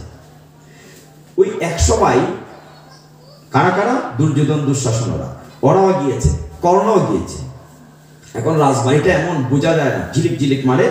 একবার মজার ঘটনা, যে রাজবাড়িতে যে ঢুকেছে সবাই, দুর্যোধন শুকনা জায়গা মনে করে পাড়া দিয়েছে, দেখে জলে পরে ডুবে গেছে। আর দ্রৌপদী দোতলা তেগে যায়, খানার ফোলা তো খানাই হয়, মানে অন্ধের ছেলে অন্ধেই হয়। এটা টিটকারি মারছে। দুর্যোধন তো আরো রাগ করছে, রাখো সুযোগ পাইলে আমি তোমারে বুঝাবো। এরা সবাই 100 ভাই আরো অনেক অপরাধ করছে, রাগারাগি করছে। নির্ধারণ হয়েছে যে তাদেরকে শাস্তি দিতে হবে, তারা তো ক্ষত্রিয়। একজন যোদ্ধার অস্ত্র হচ্ছে মূল জিনিস, শাস্তি কি দিতে হবে? তখন দ্রৌপদীকে জিজ্ঞাসা করা হচ্ছে, তুমি বলো ওদের কি শাস্তি হবে? দ্রৌপদী বলছে, একটা কাজ করো, তাদের অস্ত্র খুলে রেখে দাও, মানে নিরস্ত্র করো। দুর্যোধন তো প্রচন্ড কষ্ট পাইছে, কর্ণ কষ্ট পাইছে। কর্ণ বলতেছে, এর চেয়ে বরঞ্চ আমাকে মেরে ফেলো, কিন্তু অস্ত্র খুলে রাখা একটা অপমান। দ্রৌপদীর কথায় অস্ত্র খুলে রাখা হয়েছে। তখন দুর্যোধন মনে মনে চিন্তা করছে, দ্রৌপদী তোমার কথায় আজকে নিরস্ত্র করা হয়েছে, আমি সুযোগ পেলে তোমাকে নিবস্ত্র করব। ওই কথার পিছনে কিছু কথা থাকে। সেই রাজসভাতে কৃষ্ণ ছিলেন। যখন যুধিষ্ঠির মহারাজের অভিষেক শেষ হয়েছে, অভিষেকের পরে নিয়ম হলো কাকে প্রথম অর্ঘ্যটা দেবে, প্রথম অঞ্জলিটা দেবে। দেখুন এই রাজসভার মধ্যে সবচেয়ে শ্রেষ্ঠকে কেউ বলে ব্যাসদেব, কেউ বলে বিশ্বদেব, না, সবচেয়ে শ্রেষ্ঠ হচ্ছে অনাদিরাদি গোবিন্দ শ্রীকৃষ্ণ বাসুদেব। সিদ্ধান্ত হলো বাসুদেবকে অর্ঘ্য দেওয়া হবে। সকলেই মহাখুশি, ঠিক আছে। কিন্তু প্রতিবাদ করলো কে? শিশুপাল। বলে না না, ওকে দেয়া যাবে না, ও তো একটা গোয়ালার ছেলে, ও তো ব্রাহ্মণ না, সে কি করে শ্রেষ্ঠ হয়? কৃষ্ণ বলেন, শিশুপাল 97 হয়েছে, মানে কিন্তু গোনা রাখেন কতটা অপরাধ করতেছে। কয়টা অপরাধ মাফ করবেন বলছিলেন? 100। শিশুপাল কি করেছে? কমলের মধ্যে একটা ফাগড়ি বাঁধা এটার মধ্যে 100টা ময়ূরের পাখা গুজে রাখছিল, একটা একটা অপরাধ করে আর একটা একটা ফালায়। এই বরার আস্বাদে সকলেই বসে আছেন, কৃষ্ণকে অর্ঘ্য দেয়া হবে। শিশুপাল প্রতিবাদ করেছে, না, কৃষ্ণকে দেয়া যাবে না, কৃষ্ণ তো ব্রাহ্মণই না, সে তো একটা গোয়ালার ছেলে, সে আবার শ্রেষ্ঠ হয় কি করে? কৃষ্ণ বলেন 97। আরে তো মহাপাপ, মানে কৃষ্ণকে পচা বলছে শিশুপাল। আরে সে তো একটা লম্পট, সে তো গোপিনী দিনের লীলা খেলা করে, রাসলীলা করে। কৃষ্ণ বলেন 98। শিশুপাল তো মহাকুশি, সে তো অপরাধ করেই যাচ্ছে। এই ভরার আস্বাদে যখন বারবার অপরাধ করছিল শিশুপাল, তখন যে ঘটনাটি ঘটেছিল দেখেন কি হয়েছিল। এই জায়গাটা এখানে থাকুক, আমরা ওই জায়গায় যাই, তাহলে পিছনে আবার আসবে। যখন মহাভারতের রাজসভায় যুধিষ্ঠির মহারাজ সবকিছু হারিয়ে ফেললেন, কি খেলেছিলেন? পাশা খেলা। আসলে সময় লাগে তো, কিছু একটু মজা লাগে। খারাপ লাগছে? বন্ধ করে দেবো? আচ্ছা ঠিক আছে, ভালো লাগছে। আমরা কিন্তু অনেক কিছু আজকে বুঝে ফেলবো গল্প করতে করতে। আমরা অনেকেই শকুনির খুব গালমন্দ করি যে লোকটা খারাপ, খারাপ করি না, যে শকুনি কি লাগে তাদের? মামা। শকুনি মামার অনেকে মন্দ বলি, খারাপ। আসলে সে মন্দ না, সেও পিছনে একটা কাহিনী আছে। ধৃতরাষ্ট্রের যখন বিয়ে হয় কার সাথে? গান্ধারীর সাথে, মানে শকুনির বোন। তাদের বাবার নাম ছিল সুবল। সুবল রাজা, এখানে একজন সুবল আছেন। সুবল রাজার ছেলে মেয়ে হচ্ছেন ওই গান্ধারী, শকুনি। শকুনিরা 100 ভাই ছিলেন। শকুনি পিতাকে বন্দি করে ধৃতরাষ্ট্র জোরপূর্বক, গান্ধারীর কিন্তু 2টা বিয়ে হয়েছে। আরেক কথা ফোন লাগে, গান্ধারী যখন ছোটবেলা ছিল, কুষ্টি দেখে না, জালতি কুষ্টি না কি বলে প্রভু, ওই যে জন্মের পর আমরা লিখি জালতি কুষ্টি থাকে না, কুষ্টিতে গণনা করে দেখা হয়েছে যে গান্ধারীর 2টা বিয়ে হবে, প্রথম স্বামী মারা যাবে। এটা চিন্তা করে গান্ধারীর প্রথম বিয়ে দেওয়া হয়েছে ছাগলের সাথে, মানে যাতে মরে যাওয়ার অসুবিধা নাই। দ্বিতীয় বিয়ের জন্য তখন ঠিক করা হলো, ধৃতরাষ্ট্র তো রাজা, সে যখন জানলো এই মেয়েটার আগে একবার বিয়ে হয়েছে, সে রাগ করার কথা। একজন যদি ভালো মানুষ জানে মেয়েটার আগে একবার বিয়ে হয়েছে, সে কি বিয়ে করতে রাজি হবে? রাগ করবে। ধৃতরাষ্ট্র শুনে তাদের রাজ্য আক্রমণ করে সবাইকে বন্দী করে ফেলেছে, শকুনি সহ সবাইকে। এই কারাগারের ভিতরে এরা 100 ভাই পিতা সহ 101 জন, ওইখানে খাবার দিত 5 জনের, সকলে একটু একটু করে খাইয়া কি বাঁচবে, একটু একটু খাইলে আস্তে আস্তে মরে যাবে। তখন সকলে চিন্তা করলো, আমাদের মধ্যে সবচেয়ে বুদ্ধিমান হচ্ছে ছোট ভাই শকুনি, আমরা সবে খাবো না, আমরা সকলে মরে যাবো, তারা খাওয়াবো, একজনকে বাঁচিয়ে রাখবো, একটু একটু খাইলে আমরা কেউ বাঁচবো না।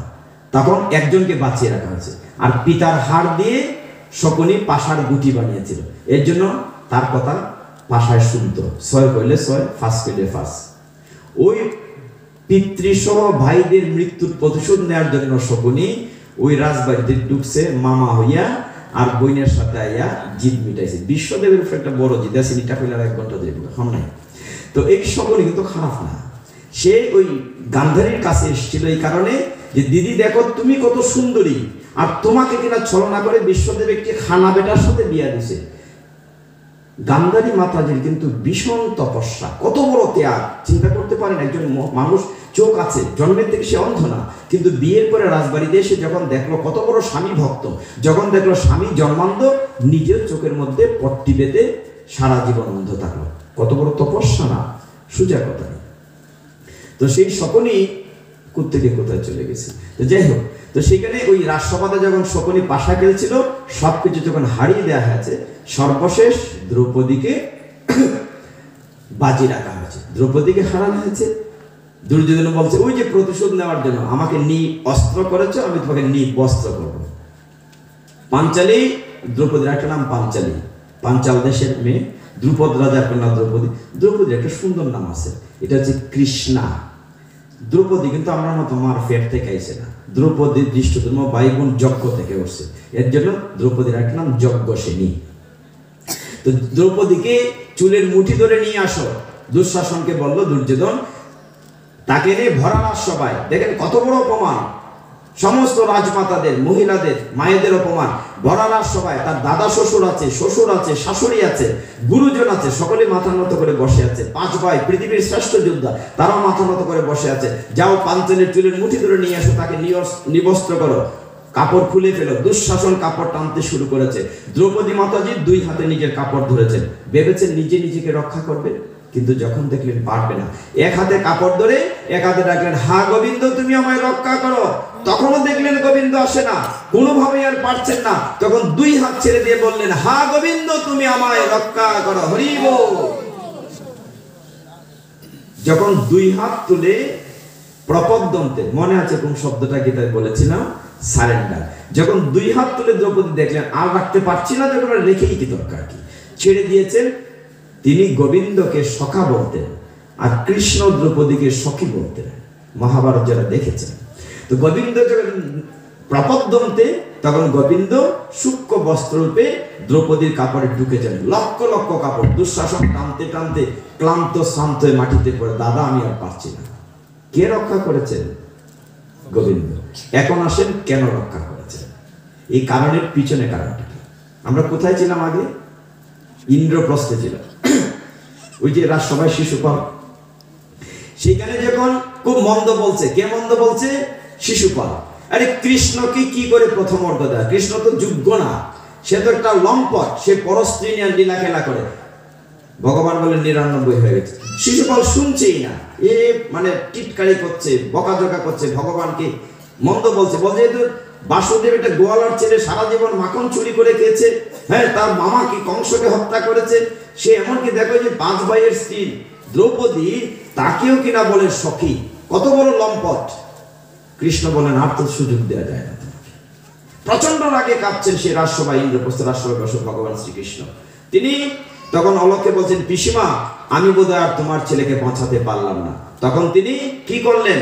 তিনি সুদর্শন চক্রকে ডাকলেন। ভগবান কৃষ্ণ ভরা রাজসভাতে, সমস্ত রাজা আছেন সেখানে, তখন কি করলেন?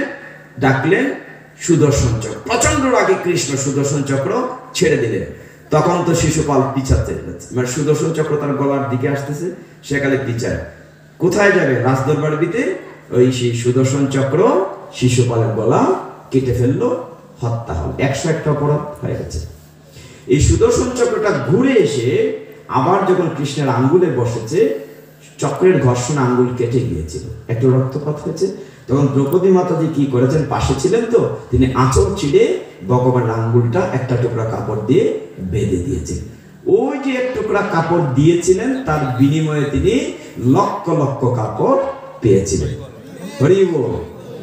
কথাটা বুঝতে পেরেছে? এত কথা বলার উদ্দেশ্য হচ্ছে যে পকেটে যাই আছে, উৎসব কিছু সাহায্য করি, ভগবানটা দিলে কমে না, দিলে তার লক্ষ গুণ ভগবান ফিরিয়ে দেন। আমি কি বুঝাতে পেরেছি? ভগবান এর কাছে দিলে কমবে না।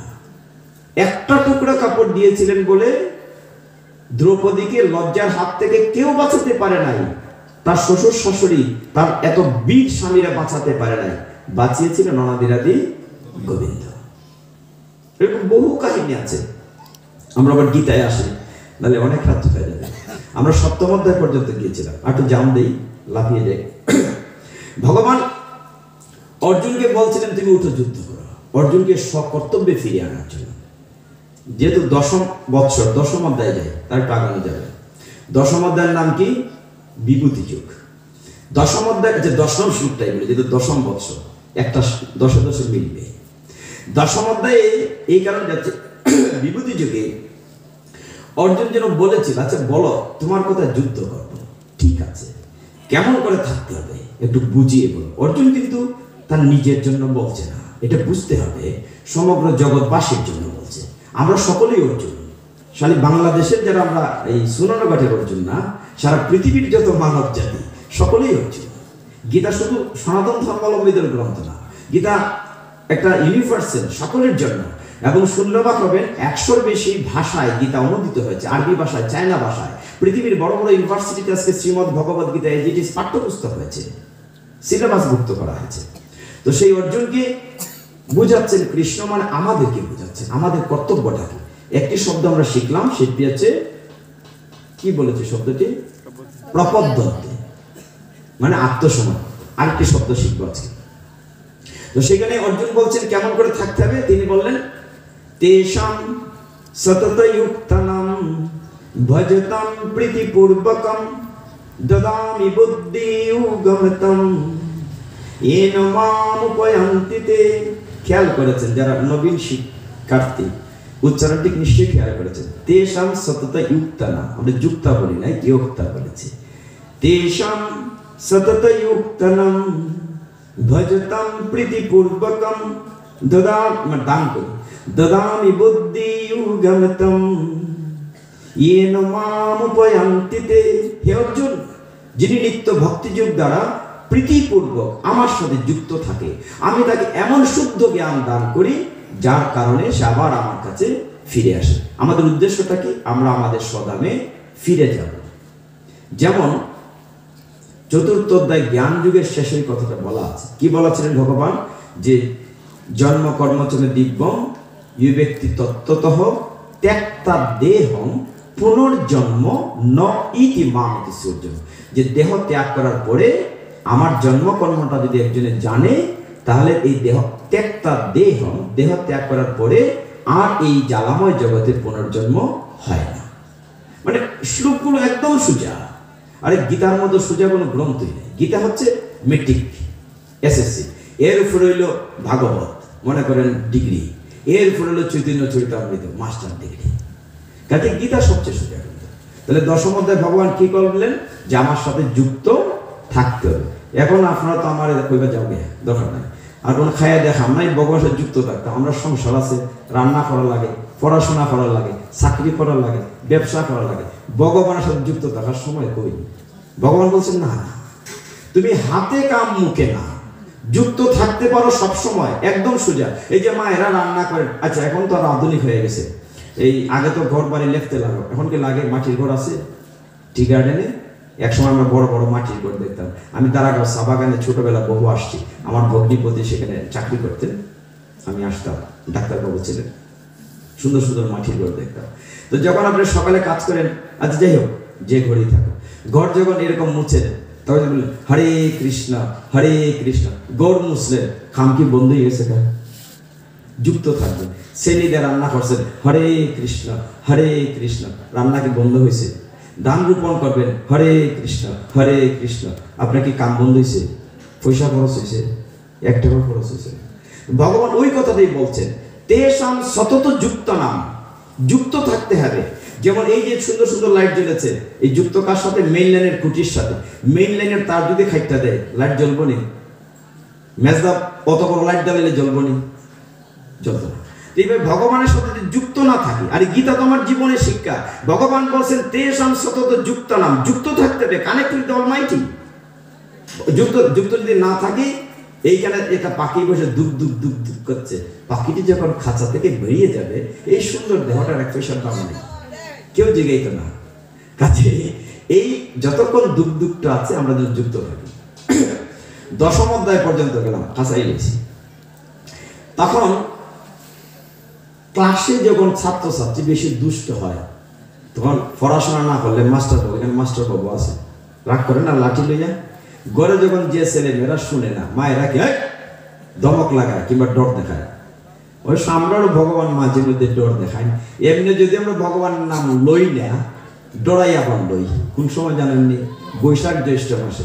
বৈশাখ জ্যৈষ্ঠ মাসে যখন বিজলি ঝিলিক মারে আকাশ, যখন ঠাডা পড়ে তখন আর ফোন লাগে না রাম নাম, ঠাডা বলে রাম রাম রাম রাম রাম রাম, ঠাডাও শেষ, রাম রাম শেষ।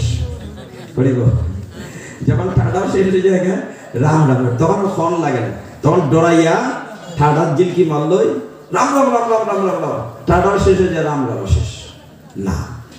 ভগবান সাথে যুক্ত থাকতে হবে। তো ভগবান দেখলেন এই বেটা বেয়াদব, আমার কথা শুনে না, যুদ্ধ করে না, তখন তিনি ভয় দেখালেন। একাদশ অধ্যায় কি নাম? বিশ্বরূপ দর্শন। ভগবান বিশ্বরূপ দেখ, অর্জুনকে দিব্য দৃষ্টি দিলেন কুরুক্ষেত্রের যুদ্ধক্ষেত্রে। অর্জুন দেখলো এইরকম ছিল, এই হইতে হইতে হইতে হইতে আর দেখে আগা দেখে তো মাথা নাই, মাথা দেখে তো আগা নাই, লক্ষ লক্ষ সূর্য, হাজার হাজার বাহু।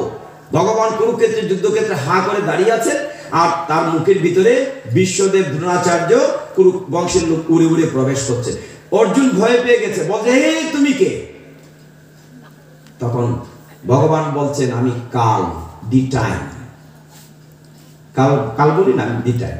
ভগবান বলছেন অর্জুন আমি সকলকে ভালোবাসি, আমি সমস্ত ভক্তবৃন্দকে ভালোবাসি।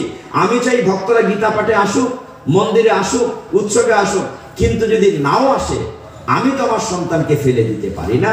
আমি সকলকে ভালোবাসি, আমি প্রত্যেকের কাছে যাব, জীবনে একবার হলেও যাব। কখন মৃত্যুর পূর্বে কাল রূপে, তখন বলতে পারবে না আমার সময় নাই, তখন বলতে পারবে না যে আমার জি বাংলার সিরিয়াল দেখার সময় যাচ্ছে, তখন বলতে পারবে না যে টাচ মোবাইলের চ্যাটিং এ পাসিং টাইম। আমার নিষেধ নাই, সবটাই করেন, কিন্তু যুক্ত থাকতে হবে। কার সাথে? ভগবানের সাথে। যুক্ত না থাকলে জীবন চলে যাবে।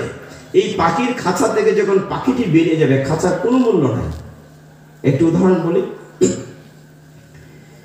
আমরা কত ব্যস্ত এই খাঁচাটি নিয়ে। এই যে বললাম যে দুটি দেহ, এই স্থূল দেহটির যত্ন প্রতি মুহূর্ত করি, তাকে খাবার দেই, চর্বচেষ্য লেজ্জে সকল ধরনের খাবার দেই। আবার এই দেহটিকে পুষ্ট রাখার জন্য কত যত্ন করি, কত ডাক্তার কবিরাজ, কত স্নো পাউডার মাখি, কত ফেয়ার অ্যান্ড লাভলি মাখি। কিন্তু এই যে আত্মাটির খাবার, গীতা ভাগবত, আত্মার খাবার হচ্ছে ভগবানের গুণকীর্তন। এই আত্মার খাবার আমরা দেই না, আমরা খাঁচা নিয়ে ব্যস্ত। আমরা একটা ভাড়াটিয়া বাড়িটি আছি, দেহটি একটি ভাড়াটিয়া বাড়ি। ভগবানের যখন পছন্দ হবে না, বাড়ির মালিকের যখন পছন্দ হবে না, বলবে গেট আউট। একবার এরকম একটি গ্রাম এলাকায় এরা কয়েক ভাই ছিল, ছোট ছেলেকে বিয়ে করাবে, পাশের গ্রামে একটা মেয়ে পছন্দ হলো। ওই মেয়েটি ছোটবেলা থেকেই পাখি পুষত, ময়না ময়না পালে না, খাঁচার মধ্যে রূপালি খাঁচা, রূপা চকচক করে। তো মেয়েটা ময়না পুষে বিয়ের আগে তো তারা মেয়েটিকে পছন্দ করলো, ছোট ছেলের সাথে বিয়েটা দেওয়াবে। তখন ওই মেয়েটি বললো যে আমার ছোটবেলা থেকেই খুব মায়া করে পাখিটাকে, যে আমি খাঁচাটা নিয়ে শ্বশুর বাড়িতে যাব। ঠিক আছে, তো খাঁচা নিয়ে শ্বশুর বাড়িতে এলো।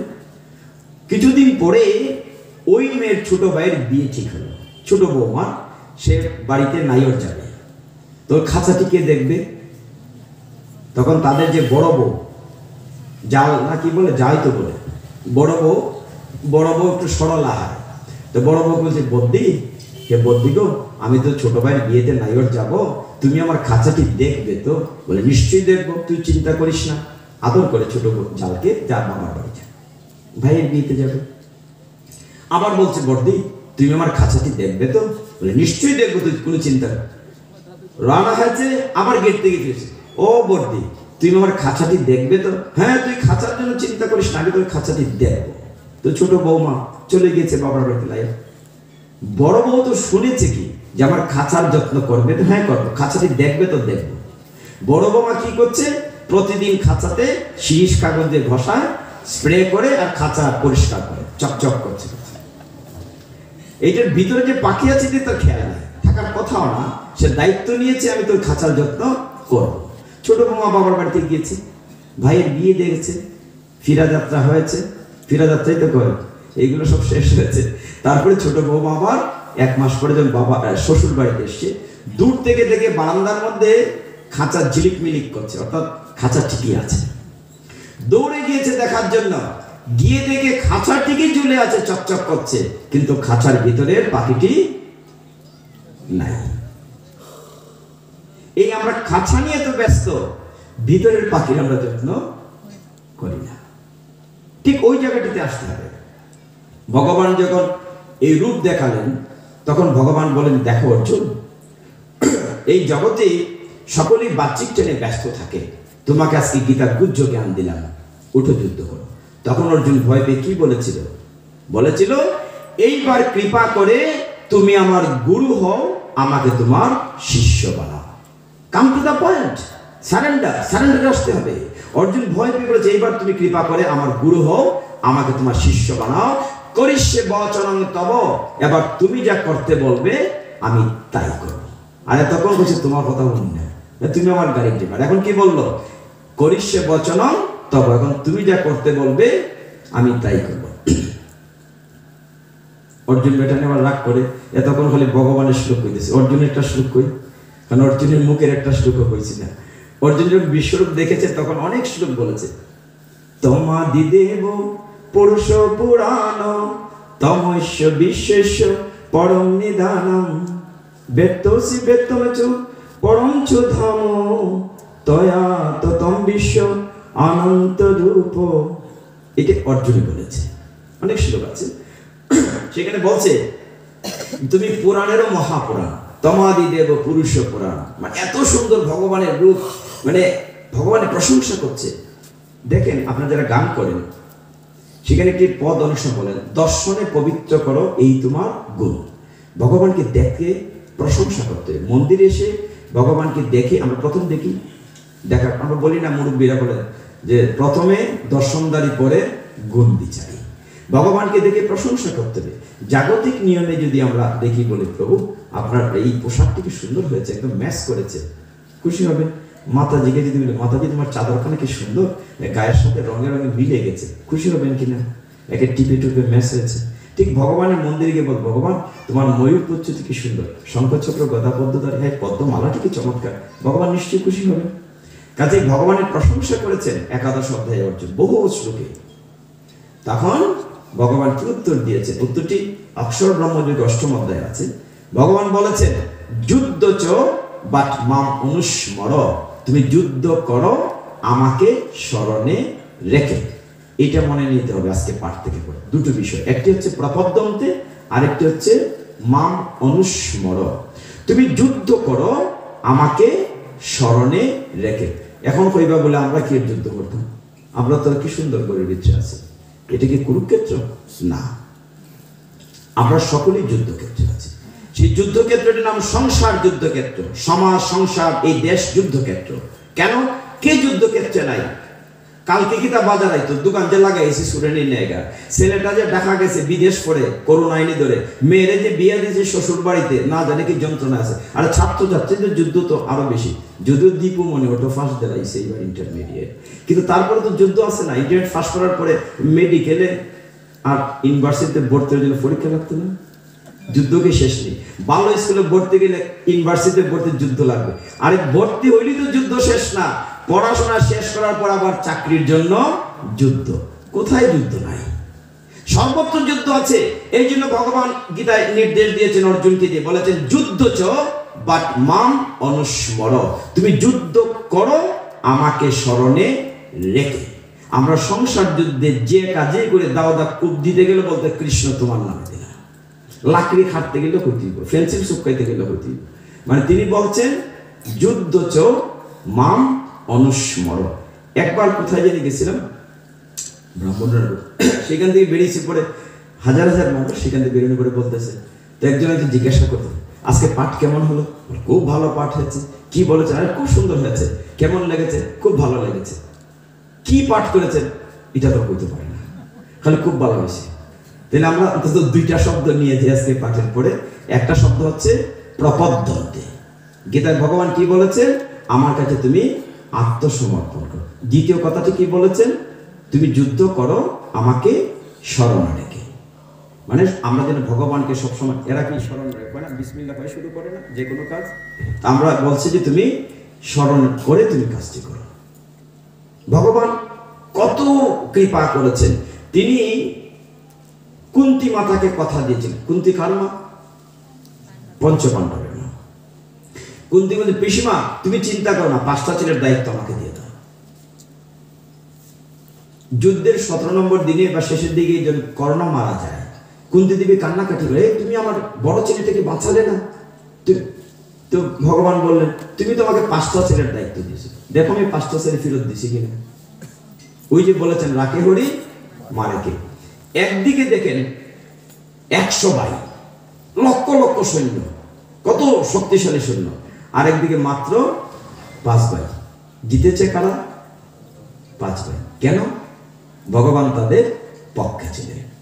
এখন দেখেন আমরা পক্ষে নেওয়ার জন্য বসেছি, মনে আছে কি কথাটি? ভগবানকে পক্ষে নেওয়ার জন্য আজকে বসেছি। তখন অর্জুন বলে যে না, আরেকটু সহজ করে বলো কি করতে হবে। সপ্তম অধ্যায় উত্তর কিন্তু একবার দিয়েছিলেন। কি বলেছিলেন? নবম অধ্যায় রাজবেদে রাজা গুজ্জুযোগী ভগবান বলেছিলেন কিছুই লাগবে না, আমি কুর্মা পোলাও চাই না, পত্রং পুষ্পং ফলং তুভং ইউমে ভক্তা প্রযচ্ছতি। তয় মানে জল, পত্রং পুষ্পং তয়ম। তো বলছেন যে আমাকে পত্র পুষ্প জল দিলেই খুশি হয়, তবে ভক্তি সহকারে। তো এইভাবে কত কিছু বোঝালেন। আর একাদশ অধ্যায়ের পরে যখন ভয় দেখালেন তখন সে বলল এবার কৃপা করে আপনি গুরু হন, আমাকে শিষ্য করেন, আপনি যা করতে বলবেন আমি তাই করব। তখন অর্জুন বলে তাহলে কি করতে হবে? তখন ভগবান এত সুন্দর উত্তর দিলেন 18 অধ্যায়ের 65 শ্লোকে। একই সাথে এই শ্লোকটি দুইবার আছে। যারা নিয়মিত গীতা পড়েন, আমরা ছোটবেলা যখন পরীক্ষার আগে যে প্রশ্নটা ইম্পর্টেন্ট, বেশি very very important, double star দিতাম, ভেরি ভেরি ইম্পর্টেন্ট। একই শ্লোক ভগবান দুইবার বলবেন কেন? নিশ্চয়ই গুরুত্বপূর্ণ। এটা রাজবিদ্যা রাজা গুজ্জুযোগের 34 নং শ্লোকের উপর লাইনটি আছে, আর 18 অধ্যায়ের 65 আছে। ভগবান কি বলেছেন? অর্জুন যখন জানতে চাইলেন কি করতে হবে, কি করতে হবে বলো, তিনি বলেছিলেন মন্মনা ভব মদ ভক্ত মদয়াজি মাম নমস্কুরু মামেব সত্যমিতে প্রতি জানে প্রিয়সী মে। মন্মনা ভব, তারপরে মদ ভক্ত, তারপরে মদয়াজি। ইয়াজি মানে যাচনা, মানে পূজা। ভগবান বলছেন আমার কথা ভাবো, মন মনা ভাবো, মদ ভক্ত আমার ভক্ত, মদিয়াছি আমার পূজা করো, মাম নমস্কুরু আমাকে নমস্কার করো। তাহলে সত্যি প্রতিজ্ঞা করে কথা দিচ্ছি তুমি আমাকে পাবে। ভগবানকে পক্ষে নেওয়ার জন্য আমরা বসেছিলাম। ভগবান এখানে উত্তর দিয়েছেন যে আমাকে যদি পক্ষে পেতে চাও কি করতে হবে? তুমি আমার কথা ভাবো, মন মনা ভব, মদ ভক্ত আমার ভক্ত, আমার পূজা করো, আমাকে নমস্কার করো। তাইলে ভগবানের ঠেকা লাগছে প্রতিজ্ঞা নিতে, কিন্তু গীতায় তিনি প্রতিজ্ঞা করে কথা দিচ্ছেন। তিনি বলছেন আমার কথা যদি ভাবো, আমার ভক্ত হও, আমার পূজা করো, আমাকে নমস্কার করো, তাহলে প্রতিজ্ঞা করে কথা দিচ্ছি তুমি আমাকে পাবে। শেষে একটা শর্ত আছে, এটা কইছি না, শর্ত আছে। শেষে বলছেন প্রিয় শিবে। এই জায়গাটা কিন্তু টাচ করতে হবে। এই শ্লোকের বৈশিষ্ট্য এই জায়গাটা। ভগবান বলছেন প্রিয় শিবে, যেহেতু তুমি আমার প্রিয় হে অর্জুন, এই চারটা কাজ করব, কিন্তু কখন ভগবান আমার কাছে আসবেন, আমি তাকে পাবো? বলছেন প্রিয় শিবে, যদি তুমি আমার প্রিয় হতে পারো। এক সংসার সকলের সমান প্রিয় হয় না। একটা ঘরে যদি কয়েক ভাই বোন থাকে, সমস্ত ছেলে মেয়ে কি মা বাবার কাছে সমান প্রিয় হয়? নিশ্চয়ই না। এক ঘরে যদি 3 না 4টা বউ থাকে, সবাই কি শ্বশুর শাশুড়ির কাছে সমান প্রিয় হয়? হয় না। যারা মা বাবার বা শ্বশুর শাশুড়ির সেবা করে, তাদের মন জুগিয়ে চলে, ভালোবাসে, সময় দেয়, তবেই তো সে প্রিয় হয়। গীতা এই সংসার শিক্ষাটা দিচ্ছে। ভগবান বলছেন প্রিয় সিমে, তুমি যদি আমার প্রিয় হতে পারো, তাহলে আমি কথা দিচ্ছি, প্রতিজ্ঞা করব যে তুমি আমাকে পাবে। তাহলে ভগবানকে পেতে গেলে পক্ষে তাকে তো কিছুটা সময় দিতেই হবে, ভালোবাসতে হবে। আর ভগবানকে না পাও, ভগবানের সাক্ষাৎ হচ্ছে গ্রন্থ ভগবান, গীতাকে সঙ্গ দাও, গীতা আলোচনা করো, গীতা পাঠ করো, ভাগবত আলোচনা করো, তো ভগবানের সঙ্গ হবে। এখন এত বড় উৎসব করলাম, বাড়িতে পূজা করলাম, পরে আবার কইলাম যে দেখো এত দুমদাম খরচ করলাম, ভগবান তো ফিরে আসেন না আমার দিকে। কই না অনেক সময় অত পয়সা খরচ করলাম, উৎসব করলাম, ভগবানের ফিরা কেড়ে চাইতেন? চাওয়ার তো কথা না। কেন চাওয়ার কথা না? ভগবান যে আমাদের পরমাত্মীয়, ভগবানের সাথে সম্পর্কই তো আমি রাখি না, তাকে ভালোবাসি না, সময় দেই না। একটা গ্রামে গঞ্জে সব জায়গায় কথা আছে, ও বা আইলে গেলেন না, আত্মীয়তা হয় না। মানে আসা যাওয়া না থাকে, মন্দিরে আসবো না, গীতা পাঠে আসবো না, তাহলে আমাকে না চিনলে ভগবান কি করে সাহায্য করবেন? যেমন ধরেন আজকে আপনাদের মতো ভক্তদের সাথে আমার একটা পরিচয় হয়েছে, যে মাথায় চুল নাই একটা লোক আইছিল এখানে, কত ঘন্টা বক বক কইরা গেছে। এখন যদি রাস্তায় পড়ে একটা অ্যাক্সিডেন্ট ঘটে, আপনারা কেউ না কেউ তো বাড়ি লোকটা দিলে কই দেখছি, অন্তত হাসপাতাল পৌঁছাই দিই, ঠিক কিনা? আর যদি আমার না চিনতেন, আরে বেটা ফোর্সে পড়ে যাক, ঠিক এরকম ভগবানের সাথে সম্পর্ক থাকতে হবে, চেনা জানা থাকতে হবে। শুধু ভগবানের দুষ্ট হবে না, তো ভগবান আমাদের ফিরা চাই না। আর সাইবা কেন সাওয়ার পথ তোমরা বন্ধ করি। সেই দিন এক জায়গায় লক্ষ্মী পূজার পরে পাঠিয়ে গেছি, তো একজন ভদ্রলোক বলতেছে এত কষ্ট করে লক্ষ্মী পূজা করি, ধুমধাম করে, মা লক্ষ্মীতে আমরা আই না। হ্যাঁ, তখন আমরা বিট চিনতে দিয়েছি, ঘরের ভিতরে লক্ষ্মীর স্মরণ চিহ্ন আরক নাগর, আরক আরক দিয়েছে, মানে আলপনা। এই শব্দটা বুঝি পারলো, আরক নাগর আরো। তো মা লক্ষ্মীর চরণ চিহ্ন চিহ্ন দিয়েছে, মা লক্ষ্মী ফারাদা ফারাদা ইটা করো। এরপর মা লক্ষ্মী গরু আইন না, এত পয়সা খরচ করলাম, এত ধুমধাম করলাম কেন? সুন্দর প্রশ্ন।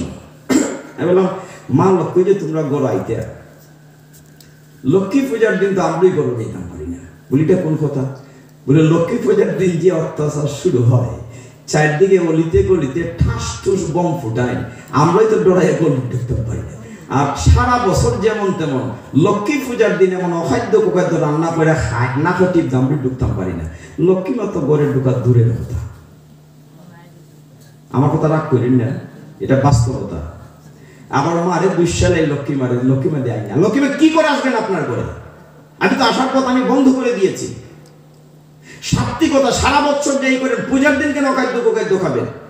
দরকারটা কি? আরে গীতা পাঠ করে কি হবে যদি সত্য কথা না বলতে পারি? গীতা তো পর্ব চলে যাব শেষ, আমি কি নিয়ে যাব? আমার সনাতন বিষয়গুলো কেন ধ্বংস হয়ে যাচ্ছে? শাস্ত্র কি বলছে জানেন? আমরা তো বলতে চাই না কথাগুলো। শাস্ত্রে বলা আছে পরিষ্কার ভাবে, গীতায় আপনারা নিয়মিত পড়েন, আহার শুদ্ধ হলে দেহ শুদ্ধ হয়, দেহ শুদ্ধ হলে মন স্থির হয়। বলা আছে না? 2 বাসর সম্পদ বিভাগ যোগে আমরা কি খাবো বলা আছে না? কি করতে হবে বলা আছে? সবকিছু দেওয়া আছে গীতায়, স্পষ্ট বলা আছে। অবৈষ্ণবানাং মুখাদ্রিন্নাম পুত হরি কীর্তনাম বলা হচ্ছে, শ্রদ্ধায় অত চমৎকারভাবে বলা হচ্ছে। কথার অর্থ কি? অবৈষ্ণবানাং মুখাদ্রিন্নাম বলা হচ্ছে অবৈষ্ণবের মুখে যদি গীতা ভাগবত পাঠ শ্রবণ করেন, এই পর্যন্ত যা পুণ্য অর্জন করেছেন সব নষ্ট হয়ে যাবে। আর পৈতাদারি হলেই হবে না। গীতার 18 অধ্যায় লেখা আছে না, ব্রাহ্মণের যে গুণ নবগুণ বলা আছে না, দম সংক্ষমাল লেখা আছে না। আর আমার কথা না, গীতার কথা। ভগবান গীতায় স্পষ্ট বলেছেন 4th অধ্যায় জ্ঞানযোগ 13 শ্লোকে, চতুর্বর্ণময় সৃষ্টন গুণকর্ম বিভাগস। এখানে কোথাও বলেন না জন্মগত বিভাগ। খুলে দেখেন সকল গীতায় ভগবান বলছেন যে গুণ এবং কর্ম অনুসারে 4টি বিভাগ করেছে। তখন ছিল, এখনো আছে, থাকতে হবে, নাহলে পৃথিবী চলবে কি করে? 4 ধরনের লোক লাগবে। একজন লোক বুদ্ধি দেবে, জ্ঞান দেবে, অধ্যাপনা করবে, পূজা যজন যাজন করবে। আর একজন লোক দেহে খেটে শাসন শোষণ করবে, দেশ পরিচালনা করবে। আর এক ধরনের লোক ব্যবসা করবে, কৃষি করবে। আর এক ধরনের লোক শ্রমজীবী হিসেবে কাজ করবে। ভগবান দিয়ে গেছে, কিন্তু আমরা বলি কি যে ব্রাহ্মণের ছেলে ব্রাহ্মণ। শাস্ত্রে কোথাও লেখা নেই। যদি সে সত্যগুণ প্রধান হয়, একজন শূদ্রের ছিল ব্রাহ্মণ হতে পারে, আর একজন ব্রাহ্মণের ছিল শুদ্ধ হতে পারে যদি সে তমগুণে প্রধান হয়। এবং এখানে স্পষ্ট বলা আছে পদ্মপুরাণে 34 শ্লোকে, অবৈষ্ণবানাং মুখাদ্রিন্নাম পুত হরি কীর্তনাৎ। যদি অবৈষ্ণবের মুখে ভগবানের কীর্তন নাম শুনেন। একদিন লক্ষ্মী পূজার দিন দেখলাম কি, ওনার নামের শেষে ভট্টাচার্য লেখা। এক হাতে লক্ষ্মীর মূর্তি লইছে, মাটির কি মূর্তি থাকে, আর এক হাতে ইয়ের ট্যাং ধরছে। আমি নাম উচ্চারণ করতাম না, বুঝতে পারছেন? এই ব্রাহ্মণের মুখে আমরা কেন লেগে পূজা কইরা ফল পাই না? মন্ত্র যত উচ্চারণ করে ফল হবে না। ডাক্তারবাবু প্রেসক্রিপশন দিয়েছেন, আমার ডায়াবেটিস, ওষুধ লিখে দিচ্ছেন না, কমেট খাওয়া লাগবে, এটা সেটা। শেষ আবার একটা ফৈত্য দিয়েছেন, সকালে 1 ঘন্টা আটা লাগবে, রুটি খাওয়া লাগবে। আমি তাহলে ট্যাবলেট খাইলাম আর ফৈত্য মানলাম না, খাস করবো না? প্রত্যেক রোগের বেলায় একটা চিকিৎসার পর একটা ফৈত্য দিন, যেটা খাইও না, বয়লা খাইও না, এটা করো না। আমি যদি ফৈত্য না মানি, নিয়ম মতো যদি ওষুধ না খাই, ওষুধে খাম করবো না? এখন মন্ত্র গীতা খুললা আপনি পুরীর দর্পণ দেখে দেখে উচ্চারণ করে ফললেন, পূজা করলেন, এই মন্ত্রে খাস করবো না যদি অশুদ্ধ জিহ্বায় আপনি উচ্চারণ করেন? এগুলো যে বাস্তবতা, এই জায়গাটিতে যেতে হবে। আপনি সারা বছর 365 দিন সব দিন আপনার বৃহস্পতিবার লক্ষ্মী পূজা করেন, মায়েরা করেন না যার যার করে? আর একদিনের জন্য আরেকজনকে আনতে হবে। কোথায় লিখে আছে? আনেন, আপত্তি নাই, যদি তিনি শুদ্ধ বৈষ্ণব ব্রাহ্মণ হন, যদি তার জিহ্বা শুদ্ধ থাকে, তিনি যদি প্রসাদ বুঝি হন, শুদ্ধ আহার হন। আমার কথা না, গীতার কথা। আমি শাস্ত্রের বাইরে একটি কথা বলবো না। ঠিক ওই জায়গাটিতে তাহলে লক্ষ্মীমার একটা কথা বলে শেষ করি। ও না, গীতার আর 2টো শ্লোক বলতো, নাহলে গীতা রাগ করবে, ফিনিশিং এ যাইনি। সেখানে অর্জুন যখন বুঝলেন কি করতে হবে, মন মনা ভব মদ ভক্ত, এটা যখন বুঝলেন তখন বললেন অর্জুন এরকম যে, দেখো আমরা তো কলিহত জীব, আমরা মায়াবদ্ধ জীব, যদি আমরা সেটাও না পারি তাহলে কি করতে হবে? বলে কিচ্ছু করা লাগবে না, তুমি শুধু হাতটি বাড়াও।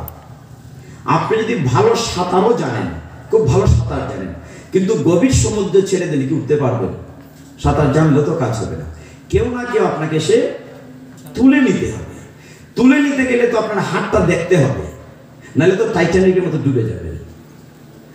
হাতটা তো তুলতে হয়, তবেই না যিনি উদ্ধার করবেন তিনি দেখবেন।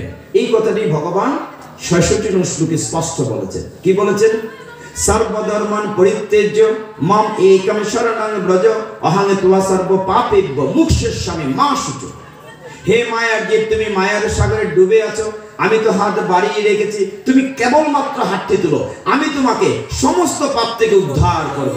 হরি বল। শেষে বলছেন মা শুচো। প্রত্যেকটা শ্লোকের শেষে তো সুন্দর শব্দ আছে। মা শুচো মানে ডোন্ট ওয়ারি, কোনো দুশ্চিন্তা করো না।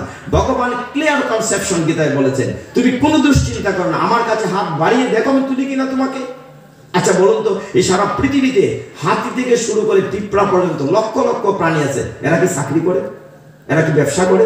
এরা কি না খাইয়ে আছে? ভগবান কি খাইয়ে রাখেন নাই? অথচ আমরা মনে করি সৃষ্টির সেরা জীব মানুষ, অথচ ভগবানের কাছে আত্মসমর্পণ করি না। গীতা পাঠাতে তখন বসি, তখন তো বুঝি তাই ঠিকই করেছে, গেট থেকে বাইরে গেলে শেষ না। নতুন প্রজন্মকে বুঝতে হবে। আমার খুব ভালো লেগেছে আজকে এই বিষয়টি এখানে এসে। একটা সময় যখন পাঠের আসলে আমরা যেতাম, দেখতাম খালি সাদা হাতে, মানে দাদা মা, দিদিমা, ঠাকুরদা, জেঠিমা, বুড়া বুড়া মা। আমি খুব খুশি হয়েছি তোমাদের উপরে, ও তুমি বলে ফেলেছে আপন করে, মানে খুব খুশি হয়েছি। Young people those who have come here, যে এই ইয়ং পিপলদের জানতে হবে আমাদের সনাতন ধর্মের ভিতরে কি সম্পদ আছে। আমাদের পুরাণ গবেষণা করে, আমাদের 18টি পুরাণ ভাগবত গবেষণা করে পৃথিবীর বড় বড় বৈজ্ঞানিকেরা ঔষধ বানাচ্ছে, পৃথিবীর বড় বড় বৈজ্ঞানিকেরা অস্ত্র বানাচ্ছে, অথচ আমরা আমাদের পুরাণ গীতা ভাগবত জানি না। আমাদের সমস্ত জ্ঞান আছে বৈদিক। এই যে আপনারা হার্বাল ট্রিটমেন্ট বলেন, বৈদিক যে ট্রিটমেন্ট, আয়ুর্বেদ, ওই যে শশা মাখেন, ডাইল মাখেন, সব তো বেদে আছে, আয়ুর্বেদে আছে, সমস্ত কিছু চিকিৎসা বিজ্ঞান আছে। আপনাদের এই যে গরুর পুরাণ আছে, আমাদের যে আত্মা নিয়ে গবেষণা করা হয়, শ্রাদ্ধ নিয়ে গবেষণা, সব গরুর পুরাণ আছে, সমস্ত আমাদের সনাতন ধর্মে আছে, কিন্তু আমরা এগুলা দেখি না, পড়ি না, সব আছে। নতুন প্রজন্ম আসলে খুশি হলাম। ভগবান কি বলেছেন? সর্বধর্মান পরিত্যাজ্য মাম একম। দেখেন উচ্চারণকে সুন্দর, ময় কর্মা ময় কর্মে ক অনুসার। আমরা উচ্চারণ কি করি? মাম একম, মামে কম না, মাম একম, একমাত্র আমার কাছে আত্মসমর্পণ করো। এই জায়গার পরে একটি ছোট্ট উদাহরণ দিয়ে শেষ করব। কুরুক্ষেত্র যুদ্ধ শেষ হয়ে গেল। যুদ্ধ যখন শেষ হলো, অর্জুন তখন কৃষ্ণকে বলছে, হে সারথি, তুমি আমাকে গঙ্গায় নিয়ে চলো। গঙ্গায় কেন? গঙ্গায় আমরা কেন যাই? পাপ স্খলন করে শুদ্ধ হওয়ার জন্য, তাই না? গঙ্গা স্নানে যাই, কখনো কখনো পঙ্তীর্থ, সুনামগঞ্জ যাই, কোথাও কোথাও স্নান করতে যাই। অর্জুন বলেন, হে পার্থ সারথি, আমাকে গঙ্গায় নিয়ে চলো। কেন?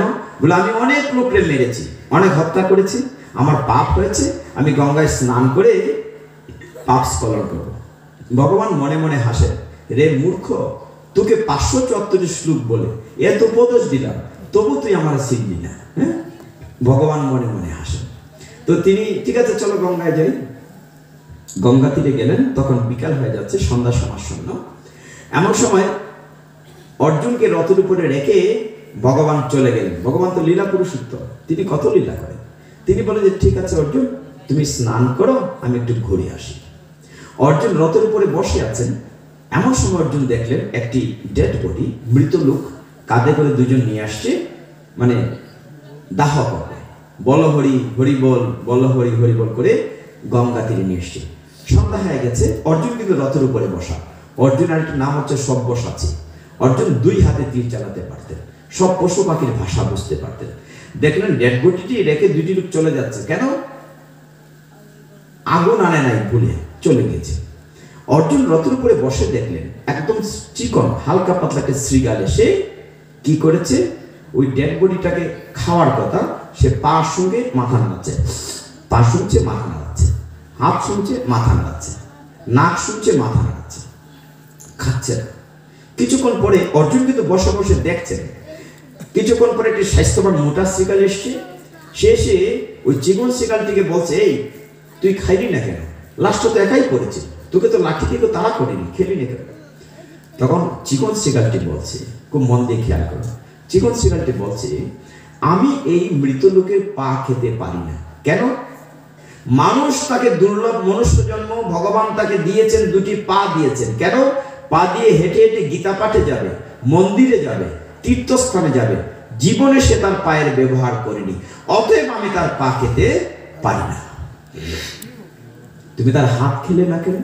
বলে হাত আমি কি করে খাই? যে দুটি হাত ভগবান দিয়েছেন, যে হাত দিয়ে চন্দন চর্চিত পুষ্প তুলসী ভগবানের চরণে দেওয়ার কথা, জীবনে কোনোদিন সে ভগবানের চরণে পুষ্প তুলসী দেয় নাই, অতএব আমি তার হাত খেতে পারি না।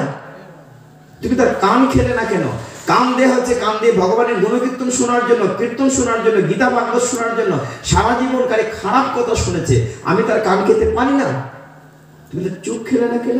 আমি তো চোখ কি করে খাই? সব সময় খারাপ দিকে তাকিয়েছে, বিভিন্ন খারাপ দৃষ্টি দিয়েছে, আমি তার চোখ খেতে পারি না। তুমি তার নাক খেলে না কেন? নাক কি করে খায়? ভগবান নাসিকা দিয়েছেন ভগবানের প্রসাদী মালার ফুলের ঘ্রাণ নেওয়ার জন্য। কোনোদিন ভগবানের সেই পুষ্প তুলসী চর্চিত চন্দিত সেই প্রসাদী মালার ঘ্রাণ সে গ্রহণ করে নাই। তুমি তার মাথা খেলে না কেন? মাথা তাকে দেয়া হয়েছে গুরু গৌরাঙ্গের কাছে, বৈষ্ণব ভক্তের কাছে মাথা মতো করে প্রণাম করার জন্য, কিন্তু জীবনে কোনোদিন সে প্রণাম করে নাই। আমি তার মাথা খেতে পারি না। তুমি তার মুখ খেলে না কেন? বলে মুখ দেয়া হয়েছে ভগবানের গুণকীর্তন করার জন্য, আকতা কুকথা করার জন্য। সেই মুখ দিয়ে জীবনে কোনোদিন হরি বল হরি বল হরি বল বলে নাই, অতএব আমি তার মুখ খেতে পারি না। অর্জুন বসে বসে শুনছিলেন, তখন ওই মোটা শ্রীগালটি বলো তাহলে কাজ করি, সন্ধ্যা হয়ে গেছে, রথের উপর একটা লোক বসে আছে, চলো আমরা অর্জুনকে মানে ওই লোকটাকে খাই। তারা তো নাম জানে না, বলছে চলো আমরা দুইজনে মিলে ওই লোকটাকে খাই, রথের উপরে একটা বসে আছে। তখন চিকন শ্রীগালটি বলল, দেখো আমি মূর্খ লোকরে খাই না। মূর্খ জগৎবাসী সকলেই বলে অর্জুন জ্ঞানী, আর তুমি বলছো মূর্খ। বলে মূর্খ না তো কি? তার রথের সারথি স্বয়ং ভগবান, যার চরণ কমল থেকে গঙ্গার জন্ম হয়েছে, তার সামনে সাক্ষাৎ গঙ্গা রেখে সে এসেছে জাগতিক গঙ্গায় স্নান করতে। এর মতো মূর্খ কি আছে? তার সামনে সাক্ষাৎ ভগবান, যার চরণ কমল থেকে গঙ্গার জন্ম হয়েছে, যে ভগীরথ গঙ্গাকে পৃথিবীতে এনেছে, ভাগীরথী হয়েছে, সেই গঙ্গার জন্ম ভগবানের চরণ কমল থেকে, তার সামনে সাক্ষাৎ ভগবান। অর্জুন শুনে আফসোস করছে। এমন সময় কৃষ্ণ ঘুরে এসেছে, এসে যেন কিচ্ছু হয় নাই, ভাব অর্জুন তোমার স্নান হয়েছে, চলো বাড়ি যাই। যেই না বলেছে যে চলো বাড়ি যাই, অমনি অর্জুন ভগবানের চরণ ধরে কাঁদতে শুরু করেছে। হে প্রভু গো, হে অনাদিরাদি গোবিন্দ, হে জনার্দন, হে বাসুদেব, আমি কত বড় মূর্খ, আজকে আমার শ্রীগাল চোখ ফুটিয়ে দিয়েছে। তুমি আমার সামনে সাক্ষাৎ ভগবান, তোমার পদ্ম চরণ কমল থেকে গঙ্গার জন্ম হয়েছে, আমি সেই চরণ কমল রেখে কেন জাগতিক গঙ্গায় স্নান করতে এসেছেন, কত বড় মূর্খ। ওই যে শ্রীগাল আমাকে বলেছে। ভগবান বললেন কোথায় দেখো? দেখা গেল শ্রীগাল নাই। বলে ওই যে একটি লোক, মৃত লোক এসেছিল, দুজন লোক নিয়ে এসেছিল, তারাও নাই, অদৃশ্য হয়ে গেছে।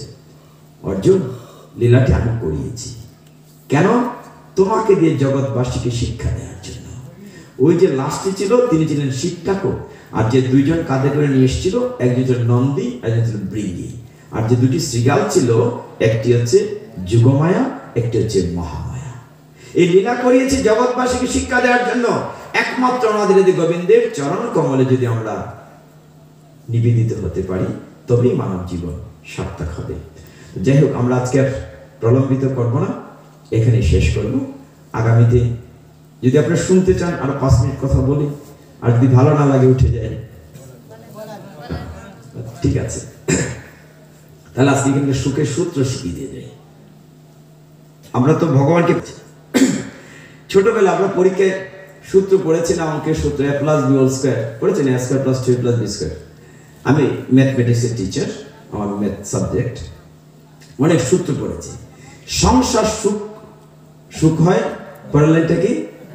রমণীর গুণে। পিতাজিরা রাগ করলেন না, ওই যে পিছনে পিতাজি আমার রাগ করতেছে আমার উপরে। সংসার সুখের হয় রমণীর গুণে, সংসার সুখের হয় গীতার কারণে। জায়গায় আসেন, গীতায় ভগবান সুখের সূত্র দিয়েছেন। আমি ফাঁকে একবার বলেছিলাম যে দ্রৌপদী কৃষ্ণকে সখা বলেন, আর কৃষ্ণ দ্রৌপদীকে সখী বলেন, খুব ঘনিষ্ঠ সম্পর্ক। একবার এক দেশের এক রাজা সুখের সূত্র কিন্তু বলে যাবো, মনে রাখতে হবে সুখের সূত্রটা কি করে সংসার সুখ হবে। একবার এক দেশের রাজা স্বপ্নে দেখলেন যে তার সমস্ত দাঁত পড়ে গেছে। তিনি মন্ত্রীকে ডেকে একজন গণক জুডিশিয়াল যে গণে দেখো কেন দেখেছি ওরকমটি।